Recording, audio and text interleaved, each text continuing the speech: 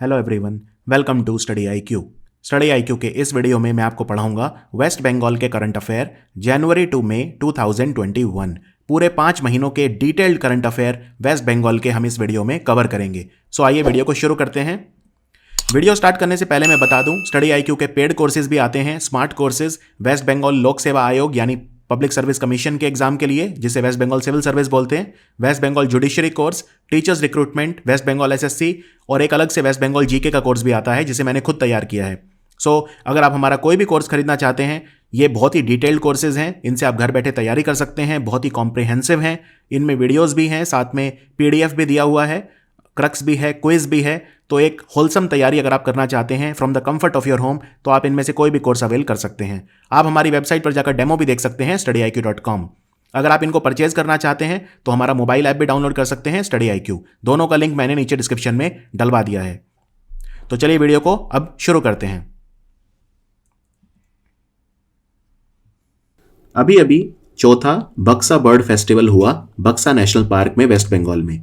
तो बक्सा national park waste Bengal के कौन से डिस्ट्रिक्ट में आता है? आपको बता दूं, जो बक्सा नेशनल पार्क है ये एक टाइगर रिजर्व भी है। वेस्ट बंगाल में बस 2 ही टाइगर रिजर्व हैं, एक बक्सा टाइगर रिजर्व और दूसरा है सुंदरबन टाइगर रिजर्व।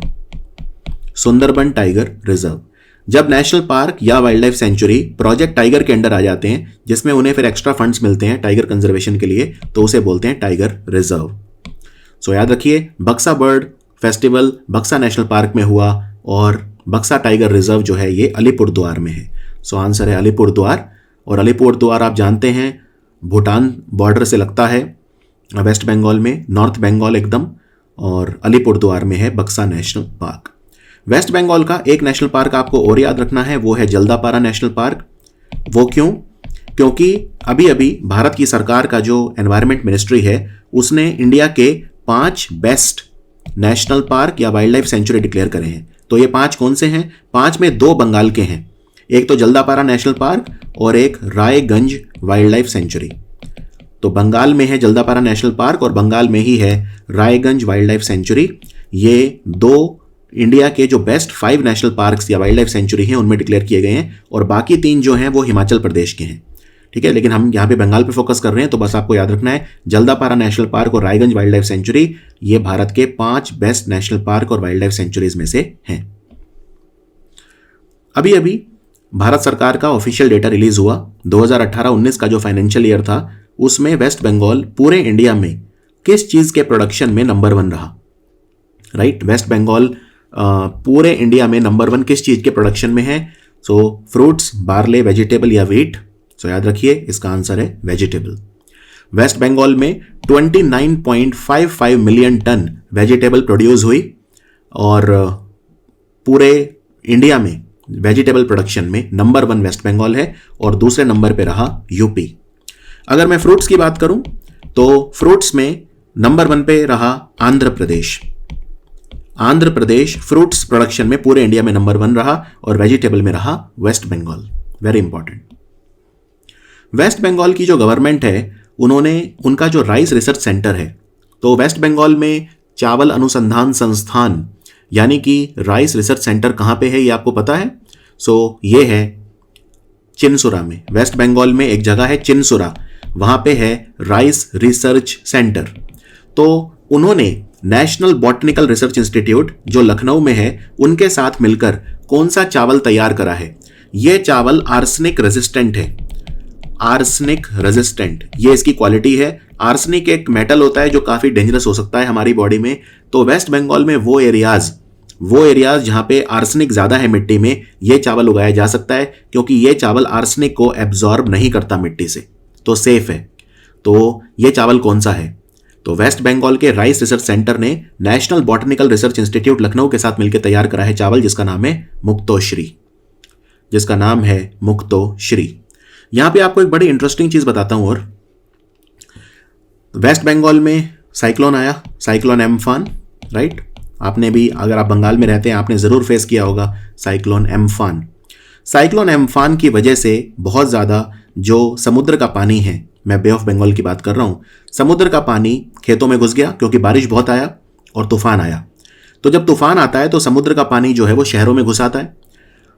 इस वजह से अब समुद्र का पानी कैसा है, सॉल्ट वाला पानी है, नमकीन पानी है, और आपके ये फील्ड्स में आ जाएगा तो क्या होगा, आपके फील्ड्स में जो मिट्टी है उसमें भी सॉल्ट कंटेंट बढ़ जाएगा, और जब मिट्टी में सॉल्ट कंटेंट बढ़ जाएगा तो आप जो नॉर्मल चावल होता है उसको उगा नहीं सकते, क्योंकि वो नहीं उगेगा उसमें। तो आपको क्या चाहिए, आपको एक ऐसा चावल चाहिए जो सॉल्ट रेजिस्टेंट होता है, राइट। तो सॉल्ट रेजिस्टेंट चावल केरला में ग्रो किया जाता है, जिसको बोलते हैं पोक्कली राइस। तो इस बार बंगाल के किसानों ने काफी ज्यादा पोक्कली राइस को ग्रो करा है, और स्पेशली केरला से मंगाया गया पोक्कली राइस, POKKALI। तो ये राइस भी आपसे एग्जाम में पूछा जा सकता है कि पोक्कली राइस जो है कौन सा चावल है केरल का जो बंगाल के किसानों ने बहुत ज्यादा उगाया, क्योंकि पोक्कली राइस कैसा है, सॉल्ट रेजिस्टेंट है, तो ये डेल्टा वाले एरिया में भी ग्रो हो सकता है। डेल्टा वाले एरिया में क्या होता है, समुद्र का पानी और नदी का पानी मिलता है ना वहां पे, तो पानी नमकीन हो जाता है वहां पे, राइट। सॉल्ट का कंसंट्रेशन ज्यादा हो जाता है, और बहुत सारा सॉल्ट ऐसा भी है जो समुद्र से हवा के कारण उड़ के वैसे आता रहता है।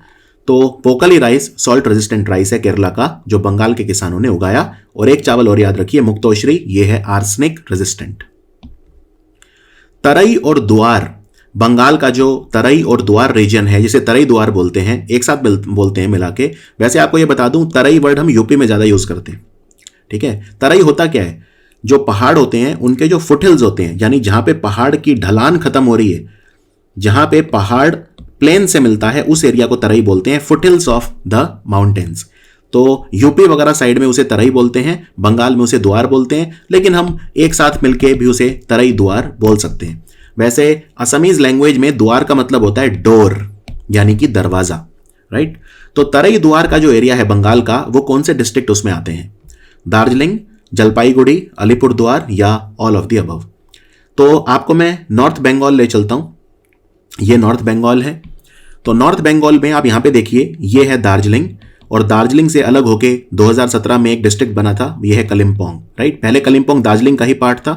तो अगर आप नॉर्थ बंगाल को देखें तो एकदम नॉर्दर्न बंगाल, यानी दार्जिलिंग का नॉर्थ और कलिम्पोंग का नॉर्थ, ये हिल स्टेशन है, क्योंकि यहां पे नॉर्थ में है ये, तो हिमालयाज हैं यहाँ पे, जिन्हें बोलते हैं मिडल हिमालयाज। तो दार्जिलिंग में जो हिमालयाज हैं वो हैं मिडल हिमालयाज, या लेसर हिमालयाज भी इन्हें कहा जाता है। तो सबसे ऊपर बंगाल में आपको मिलेंगे हिमालयाज, और उसके बाद जो नीचे का एरिया है ये यानी कि सिल्लीगुड़ी वाला जो एरिया है, जलपाईगुड़ी वाला एरिया है, अलीपुरद्वार और कूच बिहार, यहां पे एक्सटेंड करते हैं द्वार, क्योंकि माउंटेन्स तो खत्म हो गए, लेकिन माउंटेन्स के फुटहिल्स यहां पे आ गए। और बाकी का जो बंगाल है वो प्लेन है, पूरा वो प्लेन है। लेकिन जो वेस्टर्न बंगाल है, यानी कि पुरुलिया और बंकुरा वगैरह, ये प्लेट्यू है। तो ये छोटा नागपुर प्लेट्यू का ही एक्सटेंशन है यहाँ पे, जो वेस्टर्न बंगाल है, इसलिए यहाँ पे बारिश कम होती है और ड्रॉट काफी ज्यादा आता है। यहाँ पे बारिश सिर्फ 100 सेंटीमीटर के आसपास होती है, राइट। तो बंगाल की आपको पता होना चाहिए कि बंगाल में कहाँ क्या है। ये महानंदा कॉरिडोर है, इसे महानंदा कॉरिडोर बोलते हैं। तो ये चिकन स्नैक है, सिल्लीगुड़ी कॉरिडोर बोलते हैं इसे, जो सिल्लीगुड़ी से होकर रास्ता नॉर्थ ईस्ट की तरफ जाता है। सो क्लियर है, तो आंसर है ऑल ऑफ द अबव। क्योंकि दार्जिलिंग का जो लोअर हिस्सा है, ये सिल्लीगुड़ी डिवीजन है, जो यहाँ पे जलपाईगुड़ी, राइट, जलपाईगुड़ी ऑलमोस्ट पूरा, कुछ हिस्सा कलिम्पोंग का साउथ वाला हिस्सा, और अलीपुरद्वार, और ये नीचे कूच बिहार, ये तराई द्वार का एरिया है। और ये बहुत फर्टाइल है, यहाँ पे बहुत फर्टाइल एरिया है, क्योंकि पहाड़ से जब मिट्टी आती है, पहाड़ से जब पानी ऊपर से आता है, तो इस एरिया में मिट्टी फर्टाइल सॉइल जो है उसको डिपॉजिट कर देती है। तो यहाँ पे बहुत ज़्यादा खेती की जाती है, और यहाँ पे मॉइस्चर की कोई कमी नहीं है, क्योंकि पानी बहुत ज़्यादा रहता है, राइट। तो यहाँ पे जो वाटर गजलिंग क्रॉप्स हैं वो आसानी से ग्रो किए जा सकते हैं। तो तराई द्वार क्लियर है आपको क्या है बंगाल में। पश्चिम बंगाल का कौन सा एरिया है जो भारत की सरकार ने एक authorized land immigration check post declare करा है। देखो, अगर आपको इंडिया में एंटर करना है तो एक चेक पोस्ट से होकर गुजरना पड़ेगा, जहां पे कस्टम क्लियरेंस लेना पड़ेगा आपको, और दूसरे तरह के ट्रैवल क्लियरेंस वगैरह लेने पड़ेंगे। तो बंगाल में एक जगह है जिसका नाम है घोजा डांगा को अब भारत की सरकार ने एक इमिग्रेशन चेक पोस्ट डिक्लेयर कर दिया है इंडो बांग्लादेश बॉर्डर के लिए। क्योंकि बंगाल में अगर कोई आ रहा है तो बांग्लादेश से ही आएगा, राइट। बंगाल का बॉर्डर बांग्लादेश से ही लगता है, और किसी कंट्री से तो नहीं लगता है। हाँ, भूटान से ऊपर लगता है, लेकिन वहां से लोग उतने आते नहीं हैं, राइट। तो याद रखिए कि बांग्लादेश से आने वाले लोगों के लिए घोजा डांगा चेक पोस्ट, और एक नई चेक पोस्ट और बनाई है त्रिपुरा में, जिसका नाम है अगरतला चेक पोस्ट, कैपिटल में। अगरतला और घोजा डांगा 2 मार्च 2020 से यह डिक्लेयर कर दी गई थी इमिग्रेशन चेक पोस्ट इंडिया में आने वाले लोगों के लिए। क्लियर? और ये घोजाडांगा चेक पोस्ट कौन से डिस्ट्रिक्ट में आती है? नॉर्थ 24 परगना। नॉर्थ 24 परगना। पश्चिम बंगाल की सरकार ने कौन सा मोबाइल ऐप लॉन्च करा जिससे वो लोग जो बंगाल में फंसे हुए हैं कोविड की वजह से वो अपने घर वापस जा सकें और सरकार उनकी मदद करेगी? तो इस ऐप का नाम था exit app. Exit app launch किया था और ये ऐप आप पश्चिम बंगाल सरकार की जो वेबसाइट है जिसको बोलते हैं एजीए बांग्ला, उससे डाउनलोड कर सकते हैं और फिर इस ऐप पे आप फॉर्म वगैरह भर सकते हैं, सरकार की परमिशन ले सकते हैं बंगाल को छोड़ने के लिए। पश्चिम बंगाल की सरकार ने एक योजना शुरू करी है जिसका नाम है स्नेहर पोरोश। स्नेहर पोरोश योजना किसके लिए शुरू करी थी? याद रखिए, स्नेहर पोरोश योजना जो है वो माइग्रेंट लेबरर, प्रवासी मजदूरों के लिए स्टार्ट की गई थी। और एक योजना और स्टार्ट की गई थी जिसका नाम था प्रोचेष्टा। प्रोचेष्टा स्कीम स्टार्ट की गई थी किसके लिए? Workers in the unorganize sector. Workers in the unorganize sector यानी गैर संगठित क्षेत्र के मजदूरों के लिए स्टार्ट की गई थी प्रोचेष्टा, और माइग्रेंट वर्कर्स के लिए, माइग्रेंट लेबरर्स के लिए स्टार्ट की गई थी स्नेहर पोरोश। स्नेहर पोरोश योजना है क्या? इसमें वेस्ट बंगाल की गवर्नमेंट 1,000 रुपए देगी माइग्रेंट वर्कर को जिससे वो अपने घर वापस जा सकें, राइट। और प्रोचेष्टा स्कीम जो है उसमें डेली वेज लेबरर जो हैं, जो कोरोना की वजह से अफेक्ट हुए हैं, उन्हें भी सरकार 1,000 रुपए का फाइनेंशियल असिस्टेंस देगी। तो दोनों में जो अमाउंट था वो 1,000 रुपीज था, स्नेहर पोरोश में भी और प्रोचेष्टा में भी। वेस्ट बंगाल की गवर्नमेंट ने कौन सा स्कीम स्टार्ट किया है जिसमें 50,000 एकड़ बैरन लैंड, बैरन लैंड होता है बंजर भूमि जिस पर खेती नहीं हो सकता, एग्रीकल्चर नहीं हो सकता, it is not fit for agriculture. तो 50,000 एकड़ जमीन बंगाल के 6 डिस्ट्रिक्ट्स में उसको इनकम जनरेटिंग एक्टिविटीज के लिए यूज किया जाएगा, क्योंकि खेती नहीं हो सकती। लेकिन इसका मतलब ये नहीं है दूसरी चीजें नहीं हो सकती। आप वहां पे हॉर्टिकल्चर कर सकते हैं, फ्रूट्स और वेजिटेबल ग्रो कर सकते हैं, बागवानी विकास जैसे बोलते हैं, आप वहां पे बाग बना सकते हैं, आप वहां पे पाइसी कल्चर कर सकते हैं, मछली पालन कर सकते हैं, राइट। आप वहां पे एपी कल्चर कर सकते हैं, मधुमक्खी पालन कर सकते हैं, आप वहां पे सेरी कल्चर कर सकते हैं यानी सिल्क वर्म्स को रियर कर सकते हैं। तो एग्रीकल्चर नहीं कर सकते लेकिन एलाइड एक्टिविटीज तो कर सकते हैं, राइट। और ये 50,000 बैरन लैंड कहां पे है? ये बंगाल के 6 डिस्ट्रिक्ट्स में है, बंकुरा, बीरभूम, पुरुलिया, झारग्राम, वेस्ट बर्धमान और वेस्ट मिदनापुर, यानी वही वेस्ट जो वेस्टर्न पार्ट ऑफ बंगाल है वहां पे, जहां पे बारिश उतनी नहीं होती, जहां पे बंजर भूमि बहुत ज्यादा है, तो उसको अब यूज किया जाएगा फॉर इनकम जनरेटिंग एक्टिविटी। और इस स्कीम का नाम रखा है मातिर स्मृष्टि। मातिर स्मृष्टि। इसमें 2.5 लाख लोगों को फायदा होगा ऐसा सरकार का कहना है। 2.5 लाख लोग इससे बेनिफिट करेंगे। दार्जिलिंग का जो माउंटेनस रीजन है, राइट, उसको कौन सी नदी 2 पार्ट्स में डिवाइड करती है? दार्जिलिंग के जो माउंटेन्स हैं, राइट, इनको मिडल हिमालयाज बोलते हैं, तो इनको एक नदी है जो 2 पार्ट्स में डिवाइड करती है। ये नदी कौन सी है? तो ये नदी है तीस्ता नदी। तीस्ता नदी सिक्किम से आती है, ऊपर से सिक्किम से निकलती है और फिर ये बंगाल आती है और फिर ये आगे बांग्लादेश जाती है। तो ये 2 पार्ट्स में डिवाइड करती है। एक तो है Singalila range, Singalila mountain range, और दूसरा है दार्जिलिंग रेंज। सिंगालीला रेंज जो है, जो पूरे वेस्ट बंगाल का हाईएस्ट पीक है, वो यहीं पे है जिसको बोलते हैं संडाकफू।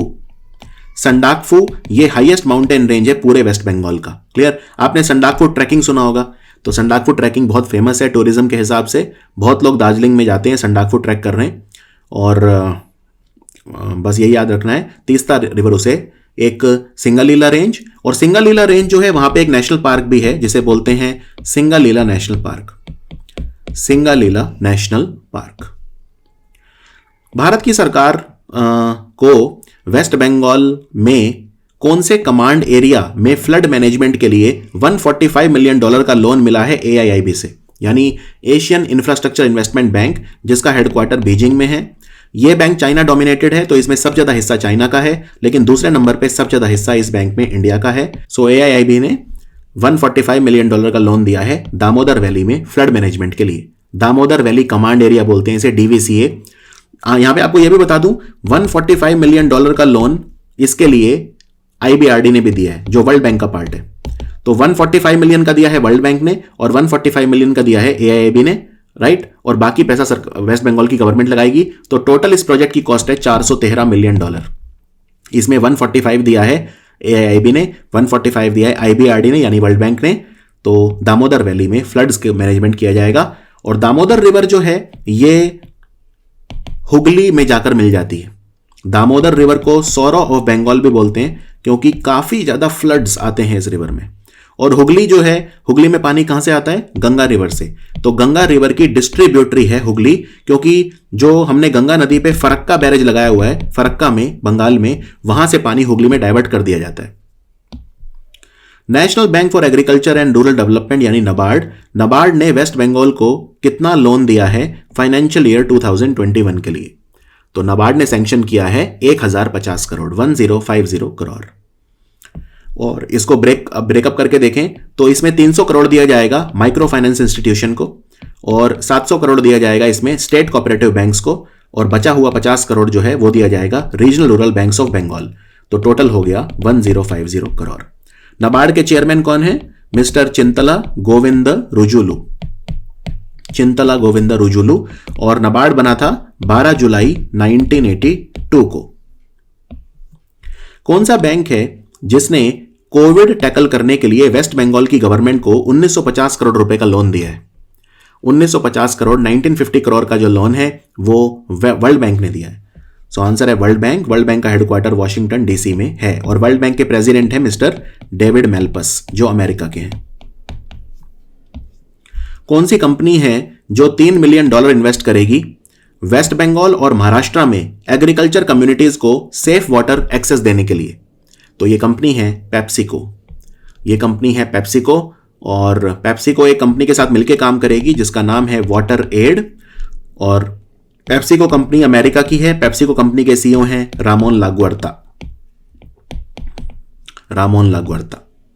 वेस्ट बंगाल की गवर्नमेंट ने जो IT प्रोफेशनल्स हैं, वाइट कॉलर जॉब में जो हैं, इंजीनियर हैं, इंफॉर्मेशन टेक्नोलॉजी प्रोफेशनल, उनके लिए जॉब पोर्टल बनाया है। तो इसका नाम क्या रखा है? इसका नाम रखा गया है कर्मभूमि पोर्टल। सो आंसर है कर्मभूमि पोर्टल। कौन सा मोबाइल ऐप है जो वेस्ट बंगाल गवर्नमेंट ने लॉन्च किया है जिससे आप डॉक्यूमेंट्स को स्कैन कर सकते हैं? तो इस ऐप का नाम है सेल्फ स्कैन। इससे आप अपने डॉक्यूमेंट स्कैन कर सकते हैं। पहले लोग कैम स्कैनर यूज करते थे जो चाइनीज ऐप था, इसलिए वेस्ट बंगाल की गवर्नमेंट ने अपना खुद का मोबाइल ऐप बनाया है। भारत और भूटान के बीच एक नया ट्रेड रूट स्टार्ट हुआ है, व्यापार रास्ता। यह वेस्ट बंगाल के कौन से शहर को जोड़ेगा? भूटान के पसाखा से। तो यह वेस्ट बंगाल के जयगांव को जोड़ेगा पसाखा। तो जयगांव से पसाखा तक एक नया रूट स्टार्ट हुआ है। जयगांव वेस्ट बंगाल में है और पसाखा भूटान में है। और भूटान में इंडिया की एम्बेसडर कौन है? रुचिरा कंबोज। भूटान की कैपिटल थिम्पू है और भूटान की करेंसी है नगुल ट्रम। भारत और भूटान मिलकर 2 प्रोजेक्ट भी बना रहे हैं। एक का नाम है मांग डेच्छू और दूसरे का नाम है खोलोंग छू। तो ये दोनों प्रोजेक्ट भी आपको याद रखने हैं। बंगाल की सरकार ने एक स्कीम स्टार्ट करी है कर्मा साथी प्राकल्पा, राइट। इस स्कीम में सरकार कितने अनएम्प्लॉयड यूथ हैं जिन्हें सॉफ्ट लोन और सब्सिडी देगी? कितने अनएम्प्लॉयड यूथ का टारगेट रखा है उन्होंने? तो याद रखिए, इन्होंने रखा है 1 लाख यूथ का। 1 लाख यूथ बंगाल के जो हैं उन्हें सॉफ्ट लोन और सब्सिडी दी जाएगी जिससे वो सेल्फ रिलायंट बन सकें, आत्मनिर्भर बन सकें। एक नदी बहती है बंगाल में, बराकार। ये कौन सी नदी में जाकर मिलती है? बराकार एक काफी इंपॉर्टेंट रिवर है और ये जाके दामोदर में मिलती है। बराकार ट्रिब्यूटरी है दामोदर की और दामोदर ट्रिब्यूटरी है हुगली की और हुगली डिस्ट्रीब्यूटरी है गंगा की। Central Mechanical Engineering Research institute, यहां पे दुनिया का सबसे बड़ा सोलर ट्री लगाया गया है। यह बंगाल में कहां पे है? तो याद रखिए, यह दुर्गापुर में है। Central Mechanical Engineering Research institute, CMERI। Answer है दुर्गापुर। दुर्गापुर स्टील प्लांट के लिए भी फेमस है, दुर्गापुर स्टील प्लांट। और यहां पे जो सोलर ट्री लगा है इसकी कैपेसिटी है 11,500 वाट, या आप इसे 11.5 किलोवाट भी बोल सकते हैं। तो ये दुनिया का सबसे बड़ा सोलर ट्री बन गया है। इससे पहले लंदन में था सबसे बड़ा, जिसकी कैपेसिटी थी 8.6 kW, लेकिन अब इसकी है 11.5 kW। कोलकाता पोर्ट का नाम बदलकर अब क्या रख दिया गया है? कोलकाता पोर्ट भारत का सबसे पुराना पोर्ट है, 1870 में बना था, राइट। और अब चल रहा है 2021, यानी 2020 अब खत्म हुआ है, तो 150 साल पूरे हो गए हैं कोलकाता पोर्ट को। और इसका नाम अब श्यामा प्रसाद मुखर्जी पोर्ट रख दिया गया है, श्यामा प्रसाद मुखर्जी पोर्ट। और यह भी याद रखिए, जम्मू कश्मीर में एक सुरंग है, चेनानी नशरी सुरंग, चेनानी नश्यरी सुरंग, इसका नाम भी श्यामा प्रसाद मुखर्जी टनल अब रख दिया गया है। इंडियन नेवी, उन्होंने एक कोस्टल सिक्योरिटी एक्सरसाइज करा जिसका नाम है मातला अभियान। ये 29 जनवरी से 2 फरवरी 2020 तक हुआ था। कोस्टल सिक्योरिटी एक्सरसाइज, तटीय युद्ध अभ्यास, कहां पे हुआ था? तो यह हुआ था कोलकाता में। कोलकाता में हुआ था मातला अभियान, राइट। और एक नदी है बेसिकली मातला, मातला एक रिवर का नाम है जो सुंदरबन रीजन में जो फ्लो करती है नदी, यहां पे ये हुआ था, सुंदरबन डेल्टा वाले एरिया में हुआ था। और अगर आपसे ये पूछ लें एग्जाम में कि सुंदरबन डेल्टा कहां पे है, तो वो साउथ 24 परगना डिस्ट्रिक्ट में है। और लास्ट क्वेश्चन में एक चीज और बता देता हूं आपको, एक्स्ट्रा पॉइंट, कि कोलकाता का मतलब वेस्ट बंगाल का पहला डीप सी पोर्ट कहां पे बन रहा है? डीप सी पोर्ट बन रहा है एक जगह पे जिसको बोलते हैं ताजपुर, और ताजपुर है ईस्ट मिदनापुर में। ईस्ट मिदनापुर डिस्ट्रिक्ट में ताजपुर नाम की जगह है जहां पे वेस्ट बंगाल का पहला डीप सी पोर्ट बन रहा है। सुंदरबन डेल्टा कौन से डिस्ट्रिक्ट में है, जैसा मैंने पूछा था, तो यह है साउथ 24 परगना में सुंदरबन डेल्टा। यह मैंग्रोव ट्रीज के लिए फेमस है, यह भी याद रखिए। और सुंदरबन डेल्टा को सुंदरबन क्यों बोलते हैं? क्योंकि यहां पे एक ट्रीज मिलते हैं जिन्हें सुंदरी ट्रीज कहा जाता है, सुंदरी वृक्ष या सुंदरी ट्रीज। वेस्ट बंगाल की सरकार ने world summit on the information society award जीता, कौन सी योजना के लिए? World summit on the information society award इन्होंने जीता सबूज साथी स्कीम के लिए। सो आंसर है सबूज साथी। और सबूज साथी स्कीम जो है 2015 में स्टार्ट की थी ममता बनर्जी ने। इसमें जो बच्चे हैं क्लास 9 से लेके क्लास 12 तक के, उन्हें बाइसिकल दी जाती है सरकार की तरफ से, जिससे वो ट्रैवल कर सकें स्कूल वगैरह में, राइट। तो इस स्कीम में लगभग 1 करोड़ के आसपास साइकिल ऑलरेडी डिस्ट्रीब्यूट की जा चुकी हैं अभी तक, और इसको world summit on the information society award दिया गया। कौन सा बैंक है जिसने वेस्ट बंगाल को कोलकाता में इनलैंड वाटर ट्रांसपोर्ट इंफ्रास्ट्रक्चर को इंप्रूव करने के लिए $105 मिलियन का लोन दिया है? 105 मिलियन टोटल लोन है, यानी 10.5 करोड़ अमेरिकी डॉलर। सो ये लोन दिया है वर्ल्ड बैंक ने। वर्ल्ड बैंक का फंडेड प्रोग्राम है, inland water transport infrastructure Kolkata में इंप्रूव किया जाएगा। कोलकाता जो है वो हुगली नदी के किनारे है। सो वर्ल्ड बैंक, और वर्ल्ड बैंक की चीफ इकोनॉमिस्ट कौन है? तो याद रखिए, वर्ल्ड बैंक की चीफ इकोनॉमिस्ट और वाइस प्रेसिडेंट दोनों एक ही पर्सन है, और इनका नाम है कार्मेन रेनहार्ट। और वर्ल्ड बैंक के प्रेसिडेंट हैं David Malpass. Mahananda wildlife sanctuary, ये महानंदा और कौन सी रिवर के बीच में है? महानंदा जो वाइल्ड लाइफ सेंचुरी है ये दार्जिलिंग डिस्ट्रिक्ट में है, और दार्जिलिंग में ही सिंगलीला नेशनल पार्क भी है। सो ये महानंदा और तीस्ता रिवर के बीच में है। तीस्ता रिवर जो है ये ब्रह्मपुत्रा में जाकर मिल जाती है, लेकिन ये ब्रह्मपुत्रा में जाके बांग्लादेश में मिलती है, राइट। तो ब्रह्मपुत्रा को बांग्लादेश में बोलते हैं जमुना रिवर, और महानंदा रिवर जो है ये बांग्लादेश में जाके गंगा नदी में मिल जाती है, जहाँ पे गंगा को पद्मा बोला जाता है। गंगा को बांग्लादेश में पद्मा बोलते हैं, जहाँ पे महानंदा उसमें जाके मिल जाती है। तो तीस्ता रिवर ट्रिब्यूटरी है ब्रह्मपुत्रा की, और महानंदा रिवर ट्रिब्यूटरी है गंगा की। और तीस्ता और महानंदा के बीच में है Mahananda wildlife century Darjeeling में, राइट। और Mahananda wildlife century news में क्यों आई? क्योंकि यहाँ पे एक बर्ड फेस्टिवल होगा, और ये बर्ड फेस्टिवल आयोजित किया गया 20 से 23 फरवरी तक। तो ये भी याद रखिए, एक इंटरनेशनल बर्ड फेस्टिवल यहाँ पे आयोजित किया गया। बहुत सारे बर्ड्स हैं, इंपॉर्टेंट बर्ड जो माइग्रेट करके महानंदा वाइल्ड लाइफ सेंचुरी में आते हैं। एक और वाइल्ड लाइफ सेंचुरी जो आपको याद रखनी है वो है रायगंज वाइल्ड लाइफ सेंचुरी, क्योंकि भारत की जो 5 बेस्ट वाइल्ड लाइफ सेंचुरी हैं उसमें से एक है Raiganj wild life sanctuary. Raiganj wild life sanctuary, Jaldapara national park, ये दोनों वेस्ट बंगाल के थे, बेस्ट 5 में से 2, और जो बचे हुए 3 हैं वो हिमाचल से थे। एक तो तीर्थन वाइल्ड लाइफ सेंचुरी, एक थी सैंज वाइल्ड लाइफ सेंचुरी, और एक था ग्रेट हिमालयन नेशनल पार्क। ये 3 थे हिमाचल के, और 2 थे वेस्ट बंगाल के, जल्दापारा नेशनल पार्क और Raiganj wild life sanctuary. Anthropological survey of India, इसका हेडक्वार्टर कोलकाता में है। ये कौन से मिनिस्ट्री के अंडर ऑपरेट करता है? एंथ्रोपोलॉजिकल सर्वे ऑफ इंडिया ये काम करता है ministry of culture. So answer है मिनिस्ट्री ऑफ कल्चर।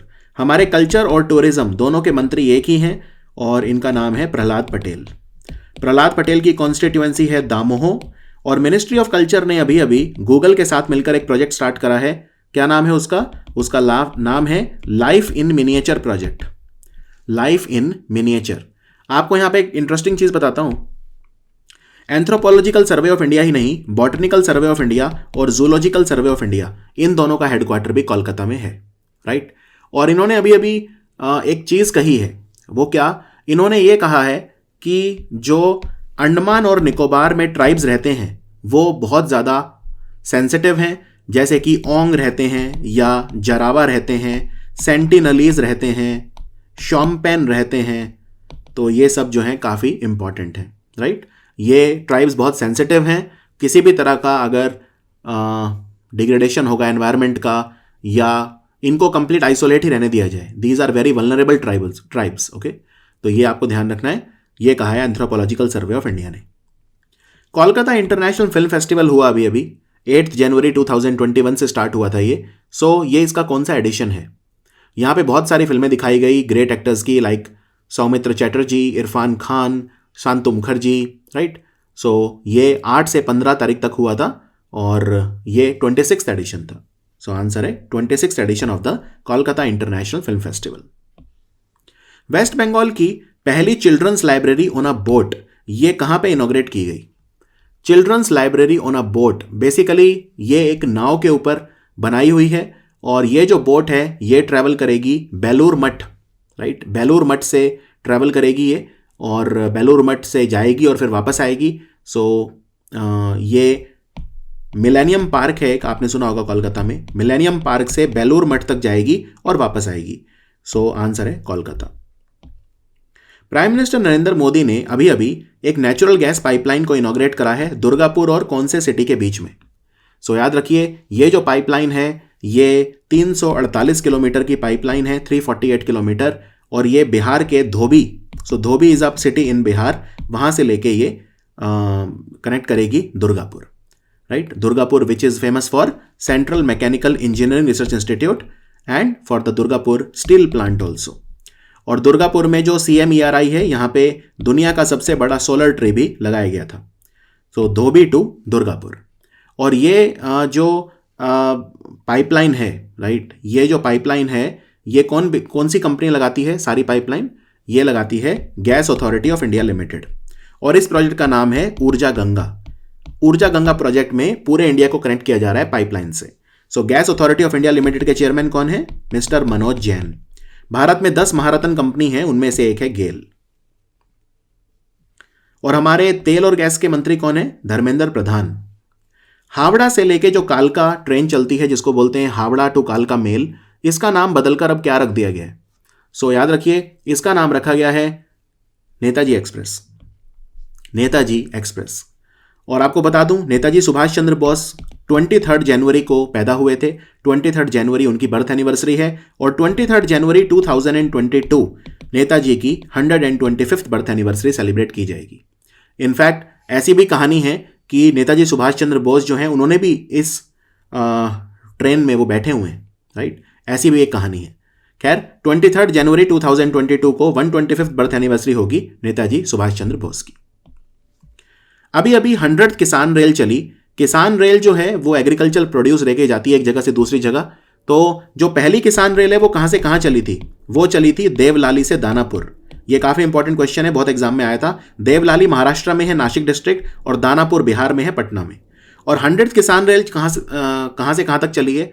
तो ये चली वेस्ट बंगाल से और कहां तक?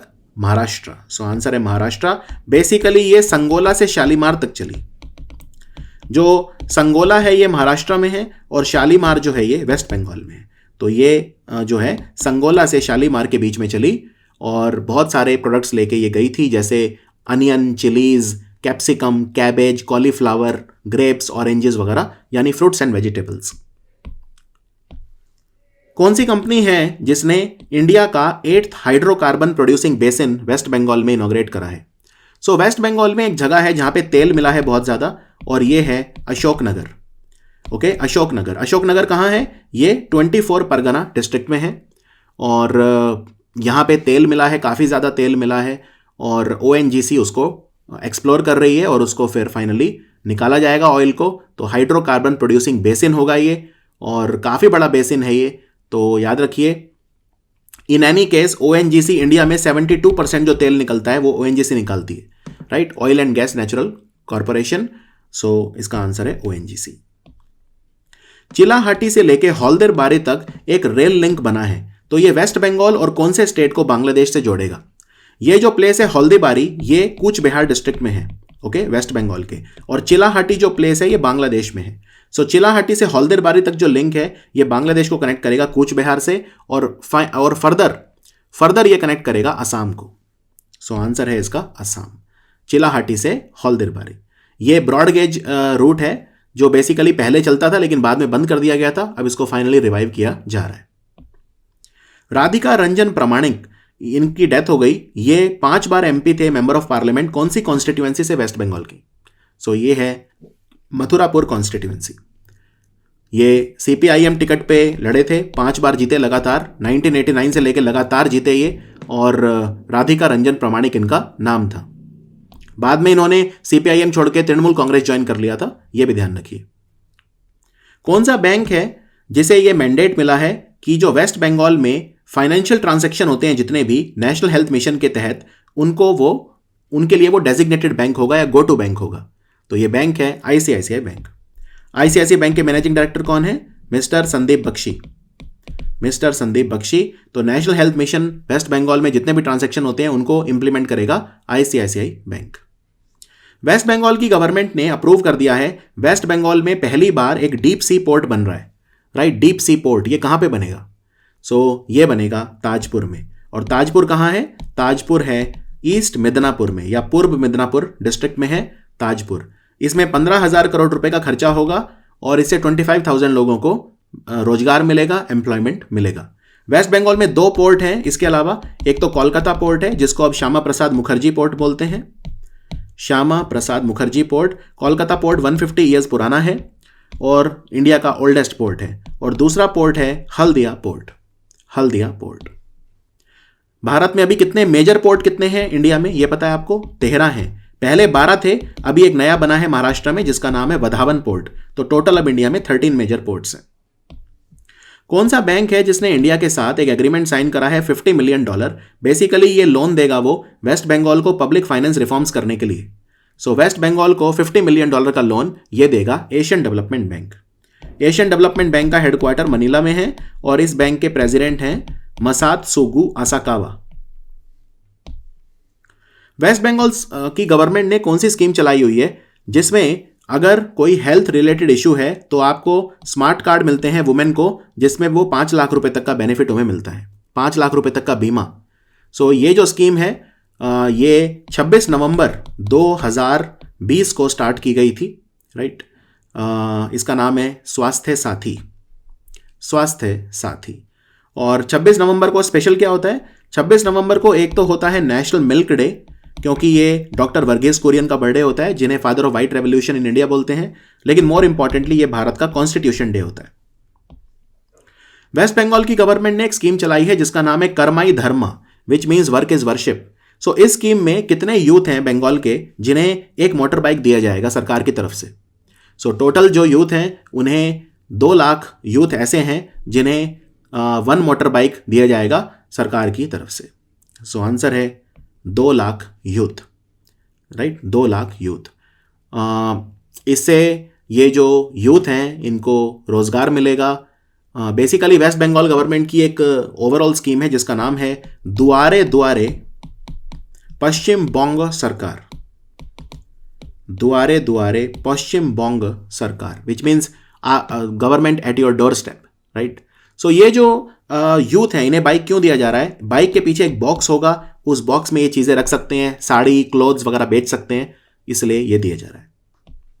वेस्ट बंगाल की गवर्नमेंट ने डिसाइड करा है कि वो एंटी इलेक्ट्रोक्यूशन सेल बनाएगा, एंटी इलेक्ट्रोक्यूशन सेल, जिससे कौन से एनिमल की डेथ को प्रिवेंट किया जा सके।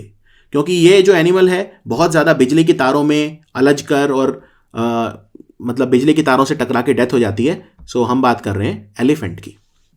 सो आंसर है एलिफेंट। और वेस्ट बंगाल में 2 एलिफेंट रिजर्व हैं, एक तो है ईस्टर्न दुआर एलिफेंट रिजर्व, और दूसरा कौन सा है? दूसरा है मयूर झरना एलिफेंट रिजर्व। अभी अभी सागर कवच एक्सरसाइज हुआ। ये वेस्ट बंगाल और कौन से दूसरे स्टेट के जॉइंट कॉपरेशन से हुआ? सागर कवच एक्सरसाइज ये पैराद्वीप कोस्ट पे हुआ था, और पैराद्वीप आप जानते हैं it is famous for the refinery and it is a port also in Odisha. So West Bengal और ओडिशा ने जॉइंट कॉपरेट करके एक कोस्टल एक्सरसाइज किया था जिसका नाम है सागर कवच। भारत का पहला टायर पार्क ये वेस्ट बंगाल में कहां पे बन रहा है? टायर पार्क ये बन रहा है एस्प्लानाड में, एस्प्लानाड एरिया जो कोलकाता में है। सो आंसर है कोलकाता। भारत का पहला टायर पार्क। यहां पे बेसिकली जो टायर होते हैं जो यूजलेस हो जाते हैं या जो उनका स्क्रैप होता है, डिफेक्टिव पार्ट्स होते हैं, उनसे आर्ट वर्क बनाया जाएगा। Annual state of education report के हिसाब से वेस्ट बंगाल में जो स्कूल ड्रॉप आउट रेट में डिक्लाइन है 2018 से 2020 वो कितना रहा? तो वेस्ट बंगाल जो है वो पूरे इंडिया में नंबर 1 पे रहा in the decline of drop out school drop out rate, और 1.5% रहा वेस्ट बंगाल में। सो आंसर है 1.5%। This was the decline in the school drop out rate. Kolkata international book fair, right, ये कौन सी बार हुआ था? अभी अभी 2021 में ये होगा, जुलाई में होगा actually, Central Park ground of Salt Lake. So याद रखिए ये 45th एडिशन होगा, और इस बार जो फोकस कंट्री है इसमें वो है बांग्लादेश। फोकस कंट्री बांग्लादेश है। और आपको मैं ये भी बता दूं कि इस साल बांग्लादेश की आज़ादी को जो है गोल्डन जुबली ईयर होगा, क्योंकि बांग्लादेश आज़ाद हुआ था 1971 में और हम बात कर रहे हैं 2021 की, तो इसको 50 साल पूरे हो जाएंगे, राइट। तो ये भी आपको ध्यान रखना है, बांग्लादेश की आज़ादी का ये 50वां साल है। और जो पिछला साल था 2020 वो 100th एनिवर्सरी थी शेख मुजीबुर रहमान की। एंड शेख मुजीबुर रहमान जो है उन्हें बांग्लादेश का फादर बोलते हैं। अभी जो बांग्लादेश की प्रधानमंत्री हैं शेख हसीना, ये उनके फादर थे शेख मुजीबुर रहमान। और शेख मुजीबुर रहमान के उनकी लाइफ के ऊपर, उनके जीवन पर एक फिल्म बनेगी, और इस फिल्म को बनाएगा कौन? श्याम बेनेगल। ये भी ध्यान रखिए, श्याम बेनेगल, एक इंडिया और बांग्लादेश मिलकर फिल्म बनाएंगे शेख मुजीबुर रहमान के जीवन पर, और उसको बनाएंगे श्याम बेनेगल। और शेख मुजीबुर रहमान को बंगबंधु भी कहा जाता था, बंगबंधु। इनकी पार्टी का नाम था आवामी लीग, जो अभी बांग्लादेश में रूलिंग पार्टी है। अभी अभी एक नई पैसेंजर ट्रेन सेवा शुरू हुई है ढाका और कौन से शहर के बीच में? ये 26 मार्च 2021 से स्टार्ट हुई। तो याद रखिए ये है सिलीगुड़ी और ढाका के बीच में। कई बार आपको हो सकता है ऑप्शन में सिलीगुड़ी ना मिले, न्यू जलपाईगुड़ी मिल जाए तो भी कोई दिक्कत नहीं है। और इस पैसेंजर ट्रेन का नाम मिताली एक्सप्रेस रखा हुआ है, मिताली एक्सप्रेस। इस ट्रेन को चलाने के लिए एक रेलवे लाइन भी बिछाई गई थी चिलाहाटी से हल्दीबारी तक, चिलाहाटी से हल्दीबारी। तो ये एक नई रेलवे लाइन भी बिछाई गई थी, ध्यान रखिए। और चिलाहाटी कहाँ पे है और हल्दीबारी कहाँ पे है? तो हल्दीबारी जो है वो बंगाल में है, कूच बिहार डिस्ट्रिक्ट में है, और चिलाहाटी जो है वो बांग्लादेश में है। और ये जो ट्रेन है ये इतनी इंपॉर्टेंट क्यों है? ये 26 मार्च का दिन जो है ये इतना इंपॉर्टेंट क्यों है? क्योंकि इस दिन बांग्लादेश की आज़ादी के 50 साल पूरे हो गए। 1971 में बांग्लादेश आज़ाद हुआ था, तो अब 2021 26 मार्च को उन्होंने अपना 50 ईयर्स ऑफ इंडिपेंडेंस सेलिब्रेट किया था, इसलिए यह दिन इंपॉर्टेंट था। भारत की सरकार ने अनाउंस करा है कि एक म्यूजियम खोला जाएगा, एक संग्रहालय खोला जाएगा नेताजी सुभाष चंद्र बोस के नाम पर। नेताजी सुभाष चंद्र बोस का जो जीवन है वो इसमें शोकेस किया जाएगा। तो ये कोलकाता में खुलेगा, इसकी लोकेशन याद रखिए कोलकाता। तो ये उनकी कौन सी बर्थ एनिवर्सरी को मार्क करने के लिए खोला जाएगा? तो याद रखिए ये इनकी 23 जनवरी 2021 इस बार था, और 23 जनवरी 2022 अगले साल है।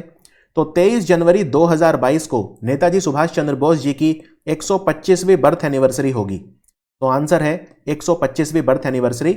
और 23 जनवरी 2021 को इनकी 124वीं बर्थ एनिवर्सरी थी। तो 124वीं से 125वीं के बीच में जो साल है उसमें ये म्यूजियम बनाया जाएगा। ये अनाउंसमेंट करी हमारे कल्चर मिनिस्टर ने, जिनका नाम है प्रहलाद पटेल। और प्रहलाद पटेल जो हैं इनकी कॉन्स्टिट्यूएंसी है दामोह, और प्रहलाद पटेल हमारे टूरिज्म मिनिस्टर भी हैं, पर्यटन मंत्री भी हैं। हमारे जो ट्राइबल अफेयर मंत्री हैं श्री अर्जुन मुंडा, इन्होंने 2 ट्राइब्स इंडिया शोरूम का उद्घाटन किया। ठीक है, तो एक ग्वालियर में बना है, दूसरा कहां पे बना है? दूसरा कोलकाता में बना है। ये जो शोरूम होते हैं ट्राइब्स इंडिया, इनमें जो भी ट्राइबल लोग अपने हैंडीक्राफ्ट बनाते हैं उनको सेल किया जाता है और जो भी इनकम होती है वो ट्राइबल्स को दी जाती है। तो विभिन्न एयरपोर्ट्स पे, कई बार रेलवे स्टेशन पे, मॉल्स में ट्राइब्स इंडिया के शोरूम खोले जाते हैं। यहाँ पे ट्राइबल हैंडीक्राफ्ट, ट्राइबल क्लोथिंग, जो भी वो कपड़े बनाते हैं, जो भी हाथों से चीज़ें बनती हैं, कई बार बहुत अट्रैक्टिव चीज़ें यहाँ पे सेल की जाती हैं। तो आप भी अगर कोई ट्राइब्स इंडिया का शोरूम देखें तो वहाँ से ज़रूर बाय करें, बहुत ही रीजनेबल प्राइस पे वहाँ पे आपको सामान मिल जाएगा। और एक ग्वालियर में खुला है और एक कोलकाता में खुला है। हमारे जो ट्राइबल अफेयर मिनिस्टर हैं अर्जुन मुंडा, इनकी कॉन्स्टिट्यूएंसी खुंटी है झारखंड में।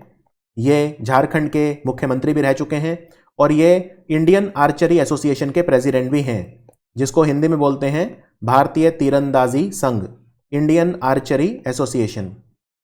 यहाँ पे आपको यह भी बता दूं कि जो हमारा मिनिस्ट्री ऑफ ट्राइबल अफेयर है, इन्होंने अभी अभी 2 पोर्टल लॉन्च करे हैं। एक का नाम है स्वास्थ्य पोर्टल। स्वास्थ्य पोर्टल जो है वो ट्राइबल न्यूट्रिशन को लेकर है।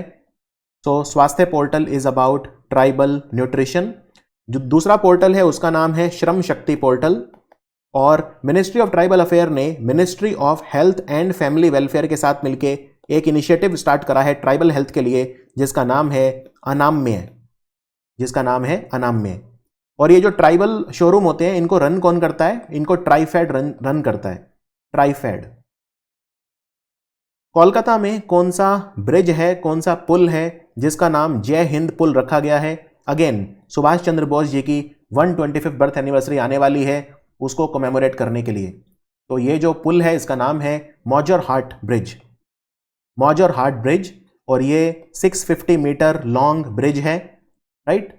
सो ये ब्रिज जो है डायमंड हार्बर रोड पे है। ये बेसिकली जो सेंट्रल पार्ट है कोलकाता का, उसको south western suburbs of Behala उससे कनेक्ट करता है। तो आंसर है मेजर हाट ब्रिज। अभी अभी एक फास्ट पेट्रोल वेसल जो होता है पेट्रोलिंग के काम आता है, निगरानी रखने के, सर्वेलेंस के काम आता है। इसका नाम है ICGS कनकलता बरुआ। ICGS मतलब इंडियन कोस्ट गार्ड शिप, भारतीय तटरक्षक बल इंडियन कोस्ट गार्ड को दिया है। इसका नाम कनकलता बरुआ के नाम पे रखा गया है। कनकलता बरुआ का जन्म हुआ था दर्रांग डिस्ट्रिक्ट असम में, और ये एक फ्रीडम फाइटर थी। क्विट इंडिया मूवमेंट में इन्होंने पार्ट लिया था। सो ये शिप इंडियन कोस्ट गार्ड के द्वारा कोलकाता में कमीशन किया गया। यह शिप कौन सी कंपनी ने बनाया है? इस शिप को बनाया है garden rich ship builder and engineer limited, इसको GRSE बोलते हैं, और इसका हेडक्वार्टर कंपनी का कोलकाता में है। GRSE पहली कंपनी है जिसने 100 जहाज बना के इंडियन नेवी को दिए थे, 100 वॉरशिप्स बना के इंडियन नेवी को दिए थे। और इन्होंने कुछ जहाज और भी बनाए हैं, जैसे कनकलता बरुआ एक हो गया, फिर एक है जिसका नाम है ICGS एनी बेसेंट, एक का नाम एनी बेसेंट के नाम पे रखा है, एक का नाम प्रियदर्शिनी के नाम पे रखा है। प्रियदर्शिनी मतलब इंदिरा गांधी को प्रियदर्शिनी बोलते थे। फिर एक है ICGS कमला देवी, इनका नाम कमला देवी चट्टोपाध्याय के नाम पे रखा है। और एक अमृत कौर इंडिपेंडेंट इंडिया की पहली स्वास्थ्य मंत्री थी, राजकुमारी अमृत कौर। तो ये सारे जहाज जो हैं इनकी लेंथ लगभग 50 मीटर है और ये पेट्रोलिंग के काम आएंगे। वेस्ट बंगाल ट्रांसपोर्ट कॉरपोरेशन यानी पश्चिम बंगाल का यातायात निगम, उसने अभी अभी भारत की पहली ट्राम लाइब्रेरी बनाई है। ये कहां पे बनाई है? तो याद रखिए, ये लाइब्रेरी कोलकाता में बनी है। कोलकाता में बनी है, ये भारत की पहली लाइब्रेरी है जो ट्राम के ऊपर है। और ये बेसिकली ट्राम लाइब्रेरी का मतलब ये है कि ट्राम चलेगा, उसके अंदर लाइब्रेरी होगी। तो ये ट्राम कहां से कहां तक चलेगा? ये चलेगा श्याम बाजार से एस्प्लानाड तक, श्याम बाजार से एस्प्लानाड तक। पहला ट्रायल कंटेनर शिप कोलकाता से कौन से शहर तक गया? चट्टोग्राम पोर्ट का इस्तेमाल करके। तो याद रखिए, यह गया था अगारतला तक। अगारतला जो है आप जानते हैं त्रिपुरा की कैपिटल है। तो बेसिकली चट्टोग्राम जो पोर्ट है, ये इसको चिटागोंग पोर्ट भी बोलते हैं, और ये बांग्लादेश में है। बांग्लादेश में 2 फेमस पोर्ट हैं, एक तो चट्टोग्राम और दूसरा मोंगला। और चट्टोग्राम और मोंगला जो दोनों पोर्ट हैं, इनको इंडिया यूज कर रहा है। तो मिनिस्ट्री ऑफ शिपिंग ने बताया कि ये जहाज कोलकाता से अगारतला गया था और बीच में ये चट्टोग्राम पोर्ट पे इसने हॉल्ट किया था, राइट। हमारे शिपिंग मिनिस्टर कौन है? मिस्टर मनसुख मांडविया। मिस्टर मनसुख मांडविया। आपको यह भी बता दूं कि त्रिपुरा को बांग्लादेश के चट्टोग्राम पोर्ट से कनेक्टिविटी बढ़ा दी गई है। इसके लिए एक ब्रिज बना है जिसका नाम है फैनी ब्रिज। फैनी ब्रिज का असली नाम रखा है अभी अभी मैत्री सेतु।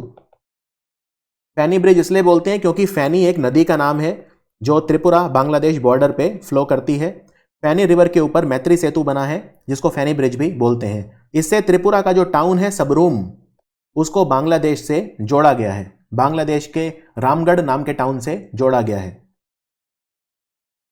कौन सा पोर्ट ट्रस्ट है जो पहला स्टेट ओन्ड यानी सरकारी पोर्ट ट्रस्ट बना जिसने फोर्स मज्योर क्लॉज को इन्वोक किया कोरोना की वजह से?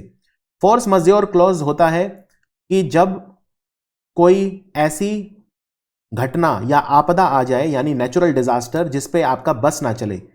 जैसे मान लीजिए अगर आपने कोई घर किराए पे लिया, उसमें आप रह रहे हैं, अब वहां पे एकदम से बाढ़ आ गई और वो घर पूरा का पूरा टूट गया, तबाह हो गया, तो क्या आपको उस घर का किराया, घर का जो कॉस्ट है वो उसके ओनर को देना पड़ेगा? नहीं, क्योंकि फोर्स मज्योर क्लॉज लग जाएगा। क्योंकि बाढ़ आई है, आपकी गलती नहीं है, ये एक फोर्स मज्योर है यानी फोर्स ऑफ नेचर, राइट? तो फोर्स मज्योर क्लॉज, तो कोरोना वायरस जो है इसको भी एक फोर्स ऑफ नेचर कहा जा रहा है, नेचुरल डिजास्टर कहा जा रहा है। इसीलिए पहला पोर्ट जिसने फोर्स मज्योर क्लॉज को लगाया वो है कोलकाता पोर्ट। तो आंसर है कोलकाता पोर्ट। और कोलकाता पोर्ट इसको 1870 में बना था ये पोर्ट, तो अब 2021 चल रहा है तो इसको 151 ईयर्स पूरे हो चुके हैं। भारत का पहला डिजिटल पार्सल लॉकर सर्विस ये वेस्ट बंगाल में कौन से शहर में शुरू हुआ? भारत का पहला डिजिटल पार्सल लॉकर सर्विस ये डिपार्टमेंट ऑफ पोस्ट यानी कि डाक विभाग जो होता है उसके द्वारा स्टार्ट किया गया है। और ये 2 पोस्ट ऑफिस है कोलकाता के जिनमें स्टार्ट किया गया है। तो आंसर है कोलकाता। और ये 2 पोस्ट ऑफिस कौन से हैं? एक तो है Nabadiganta IT post office, Nabadiganta IT post office. ये Nabadiganta IT post office जो है ये सॉल्ट लेक सिटी के सेक्टर 5 में है। और दूसरा जो पोस्ट ऑफिस है वो न्यू टाउन में है, न्यू टाउन। तो ये 2 जगह पे पोस्ट ऑफिस ने free digital locker service start करी है। International conference on nano science and technology जिसे आइकॉनसैट बोलते हैं, ये 5 से 7 मार्च 2021 कोलकाता में आयोजित किया गया, कोलकाता में ऑर्गेनाइज किया गया। इसको किसने ऑर्गेनाइज किया था? आइकॉनसैट को। इसको किया गया था department of science and technology के द्वारा, जो ministry of science and technology के अंडर काम करता है। तो आंसर है department of science and technology. इसमें 5M के ऊपर बात हुई, 5M यानी इस कॉन्फ्रेंस में यह बात हुई कि इंडिया को 5M चाहिए नैनो साइंस में। ये 5M कौन से हैं?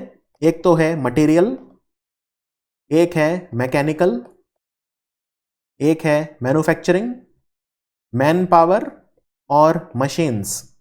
ये 5M चाहिए हमें नैनो टेक्नोलॉजी में। नेशनल सिक्योरिटी गार्ड जो है जिसे ब्लैक कैट्स कमांडोज भी बोलते हैं, black cats, NSG regional hub campus बना है अभी अभी, जिसका इनॉग्रेशन खुद हमारे गृह मंत्री ने किया। वेस्ट बंगाल में किस शहर में बना है ये एनएसजी का रीजनल हब कैंपस? तो ये बना है कोलकाता में। तो आंसर है कोलकाता। कोलकाता में एनएसजी का। और एनएसजी के डायरेक्टर जनरल कौन है इस वक्त? Director general of NSG M.A. Ganpati, M.A. Ganpati. अभी अभी एक बुक लिखी गई है, बंगाली नॉवल बेसिकली एक है, रातेर कोलकाता। तो इसका अब इंग्लिश ट्रांसलेशन भी अवेलेबल है, कैलकाटा नाइट्स। तो ये किसने लिखी है? तो याद रखिए इसको लिखा है हेमेंद्र कुमार रॉय ने, हेमेंद्र कुमार रॉय। एक्चुअली ये बहुत पुरानी बुक है रातेर कोलकाता, ये 1923 में लिखी गई थी, आज से लगभग 100 साल पहले। लेकिन अभी इसको इंग्लिश में ट्रांसलेट किया गया है और इसका नाम कैलकाटा नाइट्स रखा गया है। इसको ट्रांसलेट करा है रजत चौधरी ने। अमेजॉन इंडिया, इसने पार्टनरशिप करी है ईस्टर्न रेलवे के साथ। ईस्टर्न रेलवे का हेडक्वार्टर कोलकाता में है। सो अमेजॉन इंडिया ने ईस्टर्न रेलवे के साथ पार्टनरशिप करी है to setup a pickup kiosk. ये पिकअप कियोस्क कौन से रेलवे स्टेशन पे वेस्ट बंगाल के रखा गया है? ये है Sealdah railway station. Sealdah railway station पे पिकअप कियोस्क लगाया है अमेजॉन ने इंडियन रेलवेज के ईस्टर्न रेलवेज के साथ पार्टनरशिप करके। कोलकाता की जो पुलिस है उसने अपना तीसरी बार एक प्रोजेक्ट स्टार्ट करा है जिसमें स्कूल्स और कॉलेजेस में पढ़ने वाली जो लड़कियां हैं उन्हें सेल्फ डिफेंस यानी आत्मरक्षण की ट्रेनिंग दी जाती है। इसका नाम क्या है प्रोजेक्ट का? इसका नाम है सुकन्या प्रोजेक्ट। सुकन्या प्रोजेक्ट, इसमें लड़कियों को जो कॉलेजेस में पढ़ रही हैं, स्कूल्स में पढ़ रही हैं कोलकाता में, उन्हें सेल्फ डिफेंस की ट्रेनिंग दी जाती है। महातीर्थ भूमि और महापुण्य भूमि, ये दो योजनाएं वेस्ट बंगाल सरकार ने स्टार्ट करी हैं। किस पर्पज से? हमारे जो रिलीजियस प्लेसेस हैं उनको कंजर्व करने के लिए, पिलग्रिमेज जो है उन सीनियर सिटीजन्स को प्रोवाइड करने के लिए फ्री ऑफ कॉस्ट, मंदिरों के लिए फ्री जगह देने के लिए, या रिलीजियस बस है ये। तो याद रखिए ये करी है हमारे जो रिलीजियस इंस्टीट्यूशन है उनको कंजर्व करने के लिए। बहुत सारे टेम्पल, मॉस्क, गुरुद्वारा और चर्चेज हैं वेस्ट बंगाल में जो डाइलैपिडेटेड कंडीशन में है, बहुत टूट फूट गए हैं। उनकी मरम्मत करवानी है, उनको ठीक करवाना है, उनको रिपेयर करवाना है, रेस्टोर करवाना है। इसके लिए महातीर्थ भूमि, महातीर्थ भूमि का मतलब होता है great pilgrimage land, great pilgrimage land, और महापुण्य भूमि मतलब ग्रेट सैक्रेड लैंड। तो ये दो स्कीम वेस्ट बंगाल गवर्नमेंट ने स्टार्ट करी है, राइट। ये उनका वेस्ट बंगाल का जो information and culture affair department है उन्होंने स्टार्ट करी है। वेस्ट बंगाल की गवर्नमेंट ने एक सड़कें रिपेयर करने के लिए, रोड्स को रिपेयर करने के लिए एक स्कीम स्टार्ट करी है। इसका नाम क्या रखा है? ये ममता बनर्जी ने खुद लॉन्च करी है। इसका नाम है पथश्री अभियान। तो आंसर है ऑप्शन बी, पथश्री अभियान। इसमें 7000 रोड्स हैं जो टोटल मिला के 12,000 किलोमीटर के हैं वेस्ट बंगाल में, उनको रिपेयर किया जाएगा। इसकी अनाउंसमेंट करी ममता बनर्जी ने। उनका जो प्रोग्राम आता है जिसका नाम है दीदी के बोलो, दीदी के बोलो, उसमें अनाउंसमेंट इसका किया था। हमारे जो एजुकेशन मिनिस्टर हैं रमेश पोखरियाल निशंक, इन्होंने इनॉग्रेट किया DST IIEST solar PV hub. यह वेस्ट बंगाल में किस डिस्ट्रिक्ट में इनॉग्रेट हुआ है? DST सोलर PV हब, याद रखिए इसको इनॉग्रेट किया गया अभी अभी शिवपुर में। जगह का नाम है शिवपुर और शिवपुर हावड़ा डिस्ट्रिक्ट में है। सो आंसर है हावड़ा डिस्ट्रिक्ट। वेस्ट बंगाल की गवर्नमेंट ने डिसाइड करा है कि वो सेव वाटर डे हर साल मनाया करेंगे जिससे वाटर कंजर्वेशन के बारे में अवेयरनेस फैलाई जा सके। तो ये किस दिन मनाया जाएगा? ये मनाया जाएगा 12 जुलाई को हर साल। 12 जुलाई को हर साल बंगाल में सेव वाटर डे मनाया जाएगा। बंगाल के जो गवर्नर हैं जगदीप धनखड़, इन्होंने राष्ट्रीय संस्कृति महोत्सव यानी नेशनल कल्चरल फेस्टिवल का इनॉग्रेशन करा। तो ये कौन सा एडिशन था, कौन सी बार हो रहा है राष्ट्रीय संस्कृति महोत्सव? और ये कूच बिहार पैलेस में हुआ था। तो याद रखिए इस बार ये 11th एडिशन था, 11th एडिशन था इस फेस्टिवल का। और ये जो फेस्टिवल है ये काफी ज्यादा इंपॉर्टेंट है। इसको करवाता कौन है? Ministry of culture, ministry of culture, उनका मेन फेस्टिवल है ये। और ये 2015 से ऑर्गेनाइज हर साल किया जाता है। अभी अभी वेस्ट बंगाल की गवर्नमेंट ने एक कैंपेन चलाया, अवेयरनेस कैंपेन, जिसमें जो ग्रीनरी है और एनवायरनमेंट क्लीन, ये दो थीम थे इसके। एक तो हमें जो ग्रीनरी है उसको प्रिजर्व करना है और एक एनवायरनमेंट को क्लीन रखना है। तो इसका नाम क्या था? इस अवेयरनेस कैंपेन को कोलकाता में लॉन्च किया था ममता बनर्जी ने और इसका नाम था save green stay clean, save green stay clean. दुनिया का पहला म्यूजियम कौन से संत के लिए, किस सेंट, 16th सेंचुरी सेंट हैं ये, इनकी लाइफ और टीचिंग्स को प्रोपेगेट करने के लिए अभी अभी दुनिया का पहला म्यूजियम बना है इन सेंट के ऊपर, और ये वेस्ट बंगाल में बना है। ठीक है, वेस्ट बंगाल में, ये कोलकाता में बना है। तो ये कौन से संत की बात हो रही है? ये बात हो रही है श्री चैतन्य महाप्रभु की। तो श्री चैतन्य महाप्रभु जो हैं, इनके टीचिंग्स को प्रोपेगेट करने के लिए दुनिया में पहली बार एक म्यूजियम बना है। ये दुनिया का पहला है और ये कोलकाता वेस्ट बंगाल में बना है। वेस्ट बंगाल गवर्नमेंट ने डिसाइड करा है लेजिस्लेटिव काउंसिल बनाने के लिए। लेजिस्लेटिव काउंसिल को हम विधान परिषद भी बोलते हैं। सो अब वेस्ट बंगाल एक बाई कैमरल सिस्टम को अडॉप्ट करेगा, यानी वहां पे लेजिस्लेटिव असेंबली भी, असेंबली तो है ही लेजिस्लेटिव असेंबली, और साथ में लेजिस्लेटिव काउंसिल भी होगा। तो लास्ट टाइम वेस्ट बंगाल में जो बाईकैमरल सिस्टम था वो कब तक था? तो याद रखिए 1969 तक था। 1969 वो साल था जब वेस्ट बंगाल में लेजिस्लेटिव काउंसिल को खत्म कर दिया गया था, यानी कि विधान परिषद को खत्म कर दिया गया था। और विधान परिषद बनाना बहुत आसान है। लेजिस्लेटिव असेंबली के अंदर एक बिल पास करना होता है और उस पर गवर्नर के साइन चाहिए होते हैं, राइट। भारत में सिर्फ 6 ही राज्य हैं जिनमें लेजिस्लेटिव काउंसिल भी है, जैसे यूपी, बिहार, इस तरह के जो राज्य हैं, बड़े राज्य हैं, महाराष्ट्र वगैरह। तो अब 7वां राज्य बनेगा वेस्ट बंगाल, जिसमें लेजिस्लेटिव काउंसिल होगा। रिजर्व बैंक ऑफ इंडिया ने एक बैंक है यूनाइटेड कोऑपरेटिव बैंक, इसका लाइसेंस कैंसिल कर दिया है। आप बता सकते हैं ये बैंक वेस्ट बंगाल में कहां का है? ये कहां का है, मतलब कहां पे लोकेशन है इसकी? तो याद रखिए ये बागना का बैंक है। एक जगह है बागना, ये हावड़ा डिस्ट्रिक्ट में आती है। तो यहां पे है यूनाइटेड कोऑपरेटिव बैंक। इसका लाइसेंस अभी अभी कैंसिल कर दिया गया आरबीआई के द्वारा। वेस्ट बंगाल में सबसे ज्यादा कलेक्शन हुआ स्मॉल सेविंग स्कीम्स में। स्मॉल सेविंग स्कीम कौन से होते हैं? जैसे किसान विकास पत्र है, जैसे सुकन्या समृद्धि योजना है, राइट, नेशनल सेविंग सर्टिफिकेट है। तो इन सबको स्मॉल सेविंग स्कीम बोलते हैं। तो स्मॉल सेविंग स्कीम का जो कलेक्शन हुआ पूरे इंडिया में, उसमें सबसे ज्यादा वेस्ट बंगाल से हुआ। तो कितना हुआ वेस्ट बंगाल से, ये पूछा है। तो याद रखिए हमारी सरकार ने 90,000 करोड़ 90,000 करोड़ कलेक्ट किया फ्रॉम वेस्ट बंगाल, और ये जितना पूरा कलेक्शन था उसका 15% वेस्ट बंगाल ने कंट्रीब्यूट किया। सेकंड नंबर पे यूपी था। यूपी से जो कलेक्शन हुआ था अप्रोक्सीमेटली 70,000 करोड़ हुआ था। तो West Bengal was the highest contributor to the national saving schemes. और ये कैलकुलेशन किया था नेशनल सेविंग इंस्टीट्यूट ने, जो मिनिस्ट्री ऑफ फाइनेंस के अंडर काम करता है। अभी अभी एक नई पैसेंजर ट्रेन स्टार्ट हुई है जो इंडिया और बांग्लादेश को कनेक्ट करेगी। सो ये ढाका और न्यू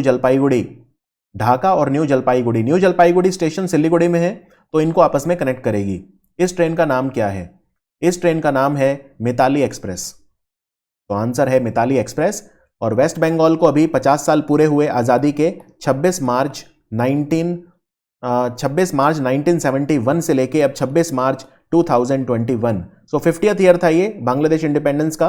1971 में बांग्लादेश आज़ाद हुआ था in the battle of liberation for Bangladesh, जो पाकिस्तान के साथ इंडिया का वॉर हुआ था। तो ये ट्रेन जो है ये ढाका कैंटोनमेंट और न्यू जलपाईगुड़ी के बीच में चलेगी, और ये चिलाहाटी से होके आएगी। चिलाहाटी, आपको बता दूं, चिलाहाटी से लेके हल्दर बारी तक एक नया रूट भी क्रिएट किया गया है, ट्रेन रूट, इसी ट्रेन को चलाने के लिए। और भारत और बांग्लादेश के बीच में ऑलरेडी 2 ट्रेन चलती हैं। एक तो है मैत्री एक्सप्रेस। मैत्री एक्सप्रेस कहां से कहां तक चलती है? मैत्री एक्सप्रेस चलती है ढाका से कोलकाता, और जो दूसरी ट्रेन चलती है उसका नाम है बंधन एक्सप्रेस। बंधन एक्सप्रेस चलती है खुलना से कोलकाता। सो ये 3rd ट्रेन है जो इंडिया और बांग्लादेश को कनेक्ट करेगी। आईआईटी खड़गपुर ने कौन सी मिनिस्ट्री के साथ टाई अप किया है, एमओयू साइन किया है फॉर रिसर्च एंड डेवलपमेंट? शोध और अनुसंधान के लिए, रिसर्च और डेवलपमेंट के लिए ministry of housing and urban affair के साथ किया है। Ministry of housing urban affair, इसके हमारे मंत्री हैं हरदीप सिंह पुरी, और हरदीप सिंह पुरी हमारे सिविल एविएशन मिनिस्टर भी हैं। एक बात और याद रखिए कि वेस्ट बंगाल 2 पोर्टल अभी लॉन्च किए हैं ministry of housing urban affair ने पूरे इंडिया में, तो वेस्ट बंगाल में भी वो लॉन्च होंगे। एक का नाम है ई धरती जियो और दूसरे का नाम है ई संपदा पोर्टल। ये दोनों पोर्टल हमारे ministry of housing urban affair ने लॉन्च किए हैं। वेस्ट बंगाल की गवर्नमेंट ने एक स्कीम लॉन्च करी है, मां स्कीम। इसमें जो गरीब लोग हैं उन्हें बहुत ही सस्ता भोजन दिया जाएगा, मील दिया जाएगा बहुत ही कम प्राइस में। तो कितने रुपए में मिलेगा? तो याद रखिए इसमें एक राइस, दाल, वेजिटेबल और एग करी मिलेगी, और 5 रुपए में सिर्फ मिलेगी गरीब लोगों को। तो इसमें 20 रुपए का प्लेट है ये, लेकिन इसमें 5 रुपए देने हैं पुअर पीपल को और 15 रुपए खर्चा सरकार उठाएगी। तो सब्सिडाइज होगा सरकार की तरफ से। यह किचन रोज दोपहर में 1 बजे से 3 बजे तक खुलेगा। आईआईटी खड़गपुर ने अभी अभी कौन सा नया डायग्नोस्टिक टेस्ट शुरू करा कोविड-19 के लिए? तो याद रखिए इसका नाम है कोवीरैप डायग्नोस्टिक टेक्नोलॉजी। कोवीरैप डायग्नोस्टिक टेस्ट जो है ये आप ह्यूमन स्वैब के जो सैंपल हैं उनसे कर सकते हैं। एक पोर्टेबल डिवाइस है, इसमें आरएनए एक्सट्रैक्ट को आरएनए को एक्सट्रैक्ट करने का जरूरत नहीं पड़ता। ये बिल्कुल न्यू डायग्नोस्टिक टेक्नोलॉजी है। तो ये लॉन्च की थी आईआईटी खड़गपुर ने। यहां पे मैं आपको एक इंपॉर्टेंट चीज ये भी बता दूं कि इंडिया में एक कंपनी है पुणे में जिसका नाम है माई लैब। तो माई लैब ने एक सेल्फ टेस्ट बनाया है जिसका नाम है कोवी सेल्फ। ये भारत का पहला एक डायग्नोस्टिक किट है, सेल्फ डायग्नोस्टिक किट माई लैब के द्वारा। पुणे की कंपनी है कोवी सेल्फ। और अमेरिका की एक कंपनी है जिसका नाम है एबॉट लेबोरेटरीज। उन्होंने एक सेल्फ डायग्नोस्टिक किट बनाई है जिसका नाम है पैन बायो। ये भी इंडिया में अप्रूव हो गई है, पैन बायो भी। प्राइम मिनिस्टर नरेंद्र मोदी ने जो कोलकाता मेट्रो रेलवे है उसका एक्सटेंशन अप्रूव करा। सो ये नोआपारा से कौन सी प्लेस तक एक्सटेंड किया? तो ये जाएगी नोआपारा से दक्षिणेश्वर। दक्षिणेश्वर वो जगह है जो जहां काली टेम्पल है बहुत फेमस, और एक संत थे जो स्वामी विवेकानंद के जो संत थे रामकृष्ण परमहंस को दक्षिणेश्वर का सेंट बोलते थे, द सेंट फ्रॉम दक्षिणेश्वर। सो अब ये जो मेट्रो है ये पूरा नोआपाड़ा से दक्षिणेश्वर तक जाएगी। आईआईटी खड़गपुर के जो साइंटिस्ट हैं उन्होंने एक नया ऑयल एक्सट्रैक्शन टेक्नोलॉजी निकाला है। कौन सी लीफ के लिए? तो ये जो लीफ है ये है बीटल लीफ। और बीटल को आप पान का पत्ता भी बोलते हैं, राइट? पान का पत्ता, पान खाते हैं ना खाना खाने के बाद। तो बीटल लीफ में ऑयल निकलता है और इसकी मेडिसिनल वैल्यू होती है, ये काफी इंपॉर्टेंट रहता है।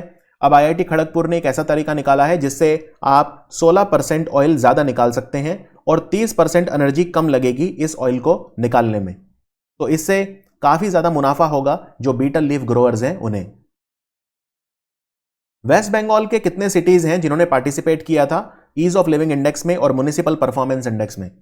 तो याद रखिए, वेस्ट बंगाल इंडिया का ओनली स्टेट है जिसने ईज ऑफ लिविंग इंडेक्स और म्युनिसिपल परफॉर्मेंस इंडेक्स में पार्टिसिपेट नहीं किया था। तो आंसर है नन। वेस्ट बंगाल ने पार्टिसिपेट नहीं किया था। ये इंडेक्स है क्या, ये मैं आपको बता देता हूं। ये ministry of housing and urban affair ने करवाया था। इसमें सबसे पहला इंडेक्स था municipal performance index. Municipal performance index ये भी बताता है कि कौन से सिटी के म्युनिसिपल कॉर्पोरेशन ने यानी नगर निगम ने सबसे अच्छा परफॉर्म किया इंडिया में। तो इसमें जो सिटीज हैं उनको दो पार्ट्स में डिवाइड किया था। एक बड़े सिटी मतलब जिसका पॉपुलेशन 10 लाख से ज्यादा है, और एक छोटे सिटीज जिनका पॉपुलेशन 10 लाख से कम है। तो बड़े शहरों में म्युनिसिपल कॉर्पोरेशन परफॉर्मेंस सबसे अच्छा है इंदौर का। इंदौर इंडिया का क्लीनेस्ट सिटी भी है, ये मध्य प्रदेश में है। और जो छोटे म्युनिसिपैलिटीज हैं उनमें नंबर 1 था नई दिल्ली नगर निगम यानी न्यू दिल्ली म्युनिसिपल कॉर्पोरेशन। सो ये टॉप 10 है बड़े शहर और छोटे शहर म्युनिसिपल परफॉर्मेंस इंडेक्स में। इसी तरह ईज ऑफ लिविंग इंडेक्स में भी बड़े शहर और छोटे शहर, बड़े शहरों में नंबर 1 है बेंगलोर और छोटे में शिमला। इसका मतलब भारत में सबसे ज्यादा रहने लायक शहर है बेंगलोर बड़े शहरों में, और छोटे शहरों में हिमाचल का कैपिटल शिमला। तो ये दो इंडेक्स हैं, इनमें आपको नंबर 1 पोजीशन याद रखनी है। आईआईटी खड़गपुर की टीम ने अभी अभी कोरनेट ग्लोबल एकेडमिक चैलेंज जीता। तो ये कोरनेट ग्लोबल ये नॉन प्रॉफिट एसोसिएशन है कौन से कंट्री का? तो ये है यूनाइटेड स्टेट्स ऑफ अमेरिका का। तो आंसर है यूनाइटेड स्टेट्स ऑफ अमेरिका। और आईआईटी खड़गपुर की टीम गई थी, उन्होंने बड़ी बड़ी यूनिवर्सिटीज़ को हराया इसमें, जैसे New York university of Denver, university of Washington, सबको हरा दिया। कोरनेट ग्लोबल का हेडक्वार्टर ये अटलांटा में है, जॉर्जिया में। जॉर्जिया स्टेट जो अमेरिका में है वहाँ पर है, अटलांटा जॉर्जिया। और इसमें 50 कंट्रीज से ऑलमोस्ट 11,000 रिप्रेजेंटेशंस थे। सो इसको जीता आईआईटी खड़गपुर ने। हमारे जो कल्चर और टूरिज्म मिनिस्टर हैं प्रहलाद सिंह पटेल, उन्होंने 3 day incredible India mega homestay development and training workshop का आयोजन किया। ये कहां पे हुआ, कौन से शहर में हुआ था? ये जगह टूरिज्म के लिए जानी जाती है। सो आपको बताना है ये वेस्ट बंगाल में कहां पे हुआ था। याद रखिए ये हुआ था दार्जिलिंग में। तो आंसर है दार्जिलिंग में ये वर्कशॉप हुआ था। और ये बेसिकली जो कंसेप्ट ऑफ होम स्टे है, होम स्टे ये होता है कि आप एक घर बनवा दो और फिर आप उसे किराए पे दे सकते हो, टूरिस्ट को रेंट पे दे सकते हो। तो होम स्टे का कंसेप्ट बहुत पॉपुलर हो रहा है, एक तो कलिम्पोंग में और एक दार्जिलिंग में। ये 2 ही हिल स्टेशन है, नॉर्थ बंगाल की बात हो रही है, सबसे जो नॉर्दर्न मोस्ट बंगाल है वहां पे। और वेस्ट बंगाल गवर्नमेंट का जो टूरिज्म है उसकी टैगलाइन क्या है? Beautiful Bengal, right. कई जगह आप ये भी लिखा हुआ देखोगे the sweetest part of India, तो अलग अलग टैगलाइन यूज होता है, right. The sweetest part of India या ब्यूटीफुल बंगाल। तो आंसर है दार्जिलिंग में हुआ था। अभी अभी एक बुक है सत्यजीत रे का जिसका नाम है अनदर डजन स्टोरीज। इसको बंगाली से इंग्लिश में ट्रांसलेट किया है, किसने किया है? यह बुक अब इंग्लिश में भी रिलीज हुई है और इसको ट्रांसलेट किया है, तो इसको अभी अभी ट्रांसलेट करा है इंद्रानी मजुमदार ने। Indrani Majumdar. Union education minister हमारे जो है रमेश पोखरियाल निशंक का, उन्होंने इनॉग्रेट करा टेकैथॉन 2021 आईआईटी खड़गपुर में to promote technology innovation and entrepreneurship. तो इसका नाम क्या था, कौन सा टेकैथॉन था ये? तो इस बार जो टेकैथॉन था वो था एग्री फूड टेकैथॉन। एग्री फूड टेकैथॉन, तो ये इनॉग्रेट किया था और इसको आईआईटी खड़गपुर और नाबार्ड दोनों ने मिलकर इनॉग्रेट किया था, दोनों ने मिलकर ऑर्गेनाइज किया था। अभी अभी साइक्लोन आया यास, इसने ओडिशा और बंगाल को बहुत बुरी तरह से हिट किया। तो ये साइक्लोन नाम यास किसने दिया था? साइक्लोन जो यास दिया था नाम, ये ओमान ने दिया था। यास का मतलब होता है अरेबिक लैंग्वेज में जैस्मिन, और ये बेसिकली बे ऑफ बंगाल में आया था, बे ऑफ बंगाल, और इसने ओडिशा और वेस्ट बंगाल को अफेक्ट किया था। एक और साइक्लोन आया था अभी जिसका नाम था टॉक्टे, लेकिन ये अरेबियन सी में आया था, इसीलिए इसने वेस्ट कोस्ट ऑफ इंडिया को अफेक्ट किया था, मेनली महाराष्ट्र और कर्नाटका, गुजरात, इनको अफेक्ट किया था। तो साइक्लोन यास, यास जो नाम दिया था वो ओमान ने दिया था। ओमान एक मिडिल ईस्ट कंट्री है, ओमान का जो कैपिटल है वो है मस्कट। कौन सा इंस्टीट्यूट है बंगाल का जिसने solar powered pest control system बनाया है? यह pest control system solar power पे चलता है, तो इसको बनाया है आईआईटी खड़गपुर ने। आईआईटी खड़गपुर।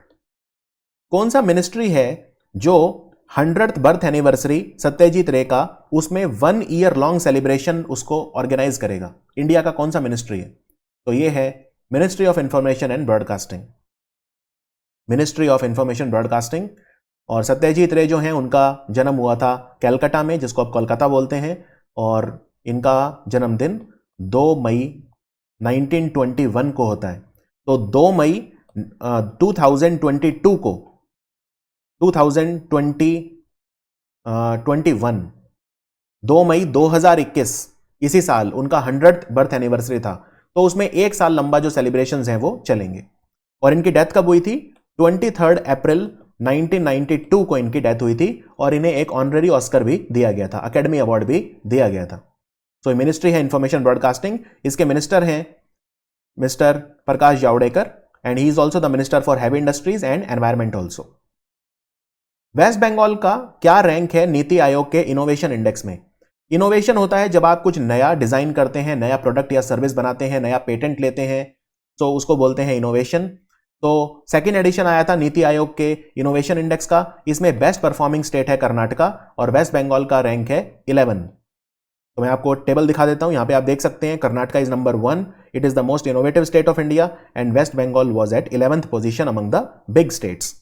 स्मॉल स्टेट्स में जो नॉर्थ ईस्ट और हिली स्टेट्स हैं, Himalayan states, Himachal was number 1 in the small states, and in union territory Delhi was the best. Delhi was the best. West Bengal का कौन सा स्टेशन है जो 5000वां स्टेशन है इंडिया में जिसको फ्री वाईफाई मिला? फ्री वाईफाई मिलने वाला जो पहला स्टेशन था इंडिया का वो था मुंबई सेंट्रल। मुंबई सेंट्रल। और 5000वां स्टेशन है मिदनापुर। तो याद रखिए 5000 स्टेशन जिसको फ्री इंटरनेट मिला था वो है मिदनापुर। और अगर आपसे पूछें 6000वां कौन सा है, तो आंसर है Hazaribagh. Hazaribagh town railway station जो हजारीबाग डिस्ट्रिक्ट झारखंड में है वो 6000 है, और 5000वां था मिदनापुर। सबसे पहला था मुंबई सेंट्रल 2016 में। और ये फ्री इंटरनेट प्रोवाइड कर कौन रहा है? फ्री इंटरनेट को रेल टेल प्रोवाइड कर रहा है। ये मिनिस्ट्री ऑफ रेलवेज के अंडर एक पीएसयू है, public sector undertaking, right.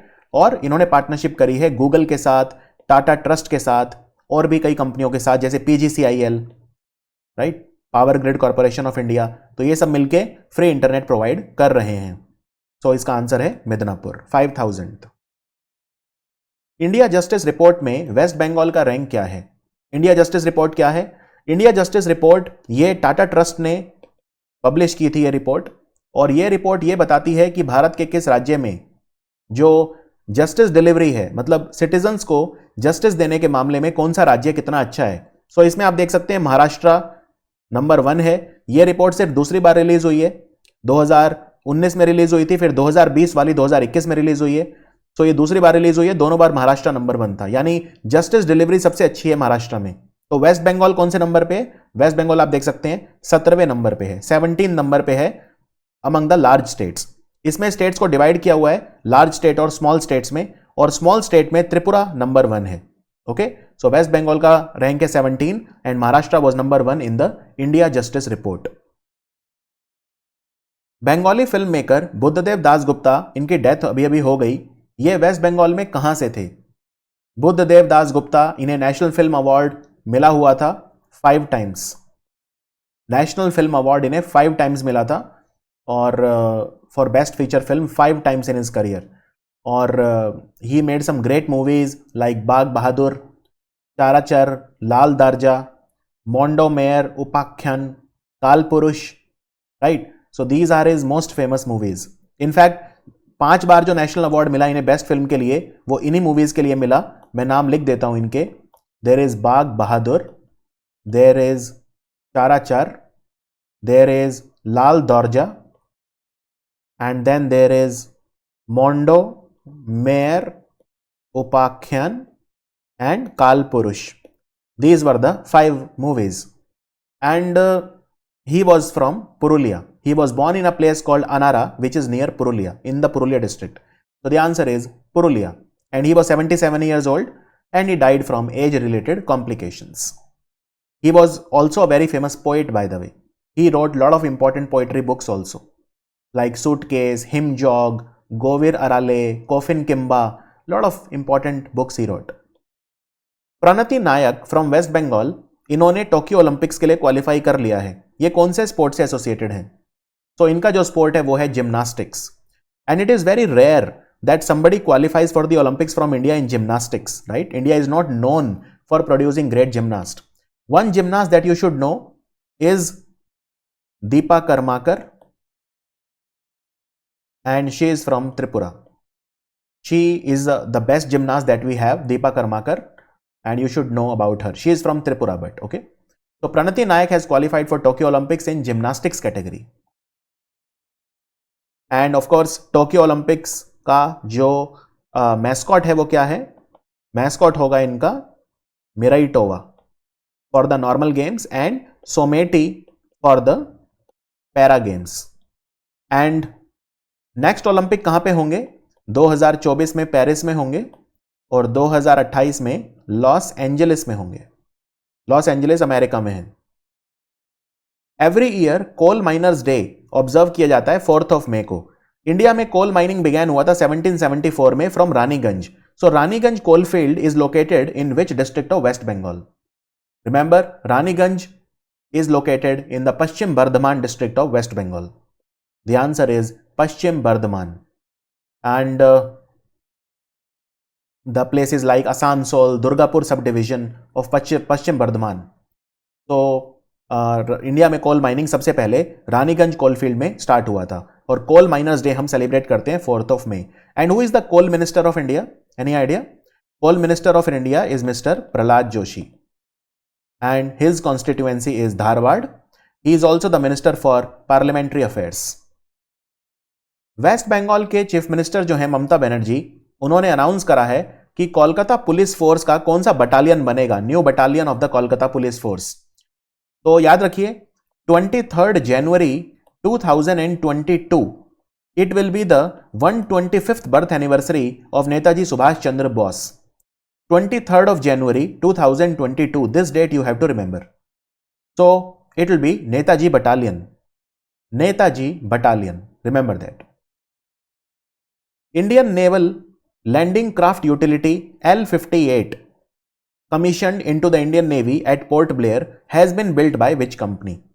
This is a landing craft utility ship, right? It is called L-58 and it has been commissioned into Port Blair. It has been built by the company indigenously GRSE, Garden Reach Shipbuilder and Engineer Limited, which is a company headquartered in Kolkata. This is also the first company that gave 100 warships to the Indian Navy. First company.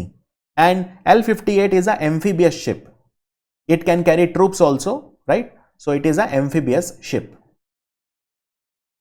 Where in West Bengal a dolphin safari has started, which is called Jalaj Safari. Remember, Jalaj Safari was started in different places in India. It was started at 6 places. Like it was started in Bijnor, it was started in Brij Ghat, it was started in Prayagraj, and it was started in Varanasi. And all of these 4 places are in UP. Then it was started at a place in Kahalgaon, which is in Bhagalpur district of Bihar, and it has started in Bandel. So remember, Bandel is a place in West Bengal where dolphin safari was recently started, and this is on the bank of the Ganga river. In the recently released Niti Aayog Sustainable Development Goal Index, West Bengal was put in which category? तो sustainable development goal index जो है ये बताता है कि जो United Nations के 17 sustainable development goal हैं इनको अचीव करने में कौन सा इंडिया का स्टेट कितना आगे चल रहा है. तो इसमें बेस्ट परफॉर्मिंग स्टेट है Kerala, you can see here, and now it depends on a score. आपका स्कोर कितना है उस हिसाब से कैटेगरी है. So there is runner, front runner, performer and aspirant, and you can see here that where is West Bengal? West Bengal is here. West Bengal score is 62, so it puts it into the performer category. So the answer is performer. And the best performing state is Kerala. Second is Himachal and Tamil Nadu joint. The worst performing state was Bihar, which means that among all the states in India, Kerala सबसे जल्दी sustainable development goals को achieve करेगा, and deadline is 2030. 2030 तक हर country को achieve करना है. And waste Bengal has still a long way to go. West Bengal का जो स्कोर है वो 62 था, केरला का स्कोर वो 75. In the Union Territories, Chandigarh was best. Chandigarh in fact had a score of 79. So overall in India, Chandigarh is leading the pack. So the answer is performer category. Ministry of Home Affairs released the list of the best police station 2020. Bengal का कौन सा police station best है, यह गृह मंत्रालय ने कहा है, ministry of home affair, headed by Mr. Amit Shah.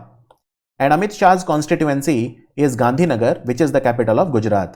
So remember, it is the Gobi Vallabhpur police station and it is located in Jhargram district. So Gobi Vallabhpur police station पूरे waste Bengal का best police station है. और मैं आपको India के top 10 police station दिखा देता हूं. So you can see here that the best police station of India is Nongpok Sekmai, which is in Thobal district of Manipur. And you can see in the top 10 there is no police station from West Bengal. Right, top 10 में West Bengal से नहीं है कोई, but remember that Gopi Ballavpur is the best police station of waste Bengal. It is located in the Jhargram district. Indian railways ने अभी restaurant on wheels launch किया है. ये वेस्ट बंगाल के कौन से स्टेशन पे किया है? तो remember, it is the Asansol railway station. Asansol railway station के ऊपर रेस्टोरेंट ऑन व्हील्स ये शुरू किया गया है. बेसिकली MEMU कोचेज हैं इंडियन रेलवेज के ये दो रेल के डब्बे पुराने हो गए थे, तो इन्हीं में ये रेस्टोरेंट खोला गया है. It is called restaurant on wheels. Ministry of जल शक्ति, हमारा जो जल शक्ति मिनिस्ट्री है, उसने 12 साइट्स इस बार अनाउंस करी है जिनको स्वच्छ टूरिस्ट डेस्टिनेशन में कन्वर्ट किया जाएगा. इनमें वेस्ट बंगाल का कौन सा है? तो स्वच्छ आइकॉनिक प्लेसेस इनिशिएटिव बोलते हैं इसे. स्वच्छ आइकॉनिक प्लेसेस, हर साल Indian government 10 minimum places select करती है जिनका फिर वो पूरी तरह से क्लीनिंग करते हैं और वहां पे ड्रिंकिंग वाटर, सैनिटेशन और ये जो सारा जो भी सुविधा होती हैं उनको अवेलेबल करवाती हैं.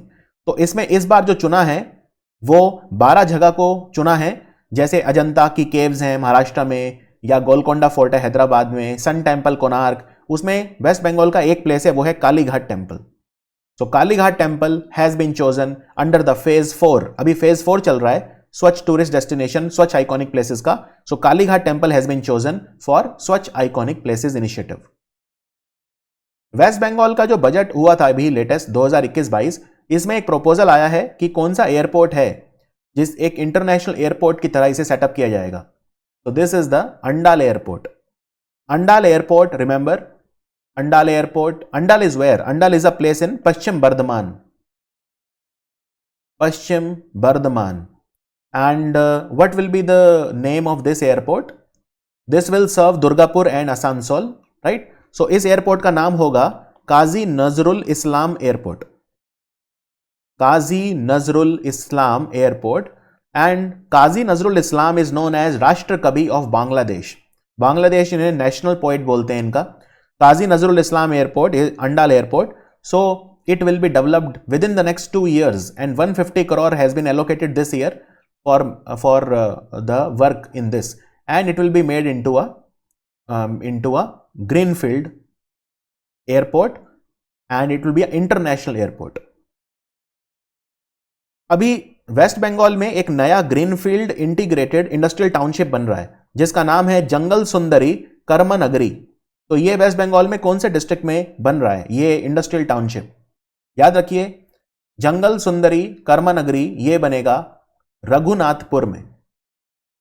रघुनाथपुर, और रघुनाथपुर पुरुलिया डिस्ट्रिक्ट में है, तो आंसर है इसका पुरुलिया। इसमें जो टोटल खर्चा आएगा वो 1148 करोड़ आएगा, और ये ऑलमोस्ट 2500 एकड़ जमीन पर ये बन रहा है। ये अनाउंस किया वेस्ट बंगाल के फाइनेंस मिनिस्टर अमित मित्रा ने। तो आंसर इज पुरुलिया। अभी अभी ऑयल एंड गैस डिस्कवर किया गया नॉर्थ 24 परगना के अशोकनगर में, राइट? ऑयल एंड गैस, तो ये कौन सी कंपनी ने इसको डिस्कवर किया? तो ये कंपनी है ONGC, oil and natural gas corporation. Ashoknagar में ऑयल और गैस मिला है बहुत सारा, और हमारे जो ऑयल एंड गैस के मिनिस्टर हैं वो हैं mister Dharmendra Pradhan. Mister Dharmendra Pradhan, he is also the steel minister of India.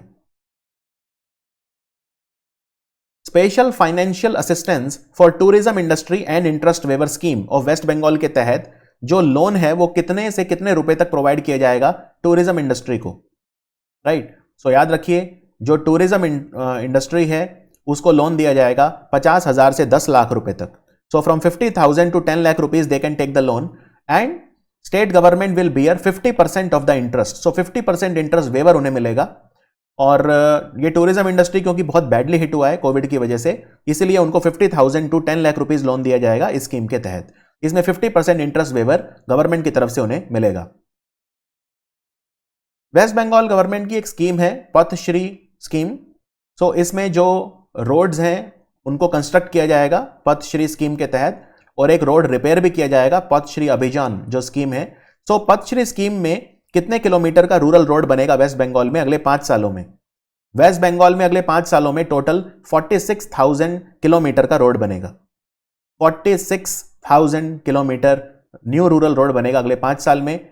और इसमें 2021-22 में कितना बनेगा 46,000 में से? इसमें 10,000 किलोमीटर का न्यू रोड भी बनेगा और रिपेयर भी किया जाएगा पथश्री स्कीम में।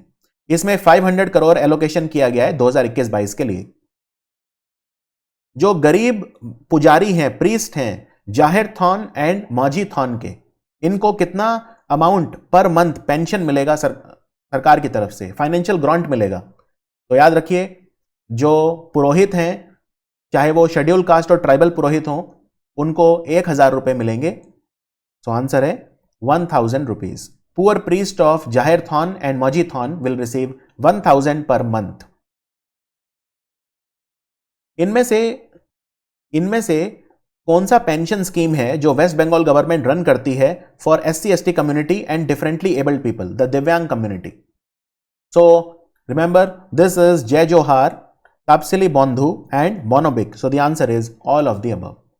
All of these are the pension schemes, and differently abled people now have been brought under the Monobic pension scheme, and pension is also being provided to all the old aged people of scheduled caste and scheduled tribe under Jai Johar and Tapsili Bandhu scheme, and the pension starts when they turn 60-year-old. Remember, all the widows who are more than 18 years old, they also get the pension. In West Bengal जो para teacher हैं, दिव्यांग teacher, उन्हें one time x ग्राशिया मिलेगा कितने amount का जब वो retire होंगे 60 इयर्स के कंप्लीट करने के बाद? याद रखिए, जो भी दिव्यांग टीचर हैं, दिव्यांग टीचर, उन्हें 3 लाख रुपए वेस्ट बंगाल गवर्नमेंट देगी जब वो रिटायर हो जाएंगे, जब उनका 60 इयर्स कंप्लीट हो जाएगा, राइट? तो ये आपको ध्यान रखना है। On completing 60 years of age they will get a ex gratia of 3 lakh from the government. West Bengal की गवर्नमेंट टैबलेट प्रोवाइड करेगी 9 लाख स्टूडेंट्स को क्लास 12 के। ये स्कीम का नाम क्या है? इस स्कीम का नाम है तरुणेर स्वप्नो। सो इसमें 9 लाख बच्चों को 10,000 रुपीज दिया जाता है जिससे वो टैबलेट या स्मार्टफोन खरीद सकें, और इस स्कीम का नाम है तरुणेर स्वप्न। इस बार इनका टारगेट है 9 लाख बच्चों को 10,000 रुपीज दिए जाएंगे, so that is an expense of 900 crore. युवा शक्ति योजना वेस्ट बंगाल में चल रही है, राइट। इसमें कितने स्टूडेंट हैं उनको हर 3 साल में सिलेक्ट किया जाएगा और उनको अपॉर्चुनिटी मिलेगा कि वो सरकारी डिपार्टमेंट में इंटर्नशिप कर सकते हैं, अप्रेंटिसशिप कर सकते हैं, they can do a training with the government. तो इंटर्नशिप मिलेगा हर 3 साल में 10,000 बच्चों को। 10,000 student will be selected every 3 year and they will get the opportunity to work as an intern in different departments of the government, and if they perform well, अगर वो internship में अच्छा परफॉर्म करते हैं तो फिर उनको नौकरी भी दिया जा सकता है। This is called the Yuva Shakti scheme. Then there is a Swasthya Sathi scheme. इसमें एक फैमिली को फ्री और कैशलेस मेडिकल बेनिफिट मिलता है, कितने अमाउंट तक का, गवर्नमेंट और प्राइवेट मेडिकल हॉस्पिटल्स में। स्वास्थ्य साथी स्कीम जो है इसमें 5 लाख रुपए तक का आपको free and cashless medical benefit मिलता है। इसमें एक कार्ड भी बनता है जिसको बोलते हैं स्वास्थ्य साथी कार्ड, और यह कार्ड रिन्यू होता है हर 3 साल के बाद। वेस्ट बंगाल गवर्नमेंट पक्का हाउसेज प्रोवाइड कर रही है परमानेंट टी वर्कर्स को। इस स्कीम का नाम क्या है? पक्का हाउसेज आप जानते हैं, what are pucca houses? The concrete houses. तो इस प्रोग्राम का नाम है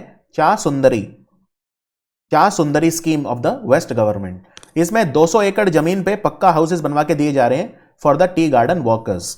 रिमेंबर, असम इंडिया में सबसे ज्यादा टी प्रोड्यूस करता है एज अ स्टेट, लेकिन अगर मैं सिटी की बात करूं so it is Darjeeling, and Darjeeling is not in Assam, Darjeeling is in West Bengal, right. Darjeeling is in West Bengal. अभी सामाजिक बिना मूल्य सामाजिक सुरक्षा योजना के तहत कितना वन टाइम ग्रांट मिलेगा, कितना अमाउंट मिलेगा कंस्ट्रक्शन वर्कर को और वो वर्कर जो ट्रांसपोर्ट सेक्टर में काम करते? तो याद रखिए, वन टाइम ग्रांट मिलेगा 1,000 रुपया। 1,000 रुपया मिलेगा उनको जो कंस्ट्रक्शन वर्कर हैं या ट्रांसपोर्ट सेक्टर में जो वर्कर काम करते हैं, उन्हें 1,000 वन टाइम ग्रांट सरकार की तरफ से मिलेगा। और इनका टारगेट है कि 45 लाख ऐसे लेबरर हैं जिन्हें दिया जाएगा पैसा 1,000 रुपीज ईच, तो टोटल एलोकेशन हो गया 450 करोड़।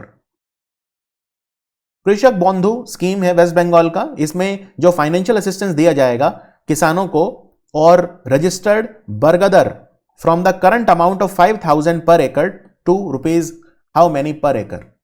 तो इसमें कृषक बंधु स्कीम में जो अमाउंट होगा वो 6,000 रुपीज होगा, 6,000 रुपीज होगा, और पहले 5,000 रुपीज था, अब इसको बढ़ा के 6,000 रुपीज पर एकड़ कर दिया गया है। सो 6,000 रुपीज इज पर एकड़, राइट।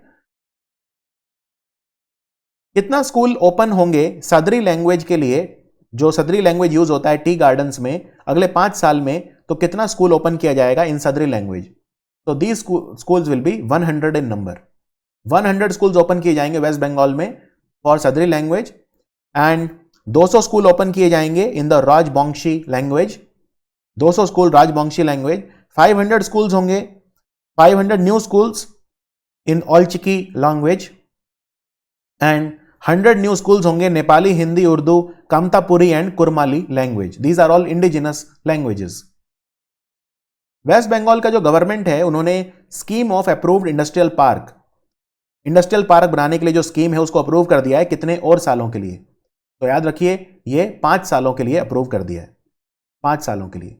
अभी इस स्कीम के तहत एक एग्रो इंडस्ट्रियल पार्क बनेगा, एग्रो इंडस्ट्रियल पार्क, ये सिंगूर में बनेगा। सिंगूर में बनेगा 11 एकड़ जमीन के ऊपर, और एक रियल एस्टेट भी, इंडस्ट्रियल एस्टेट भी बनेगा जिसका नाम है खास जंगल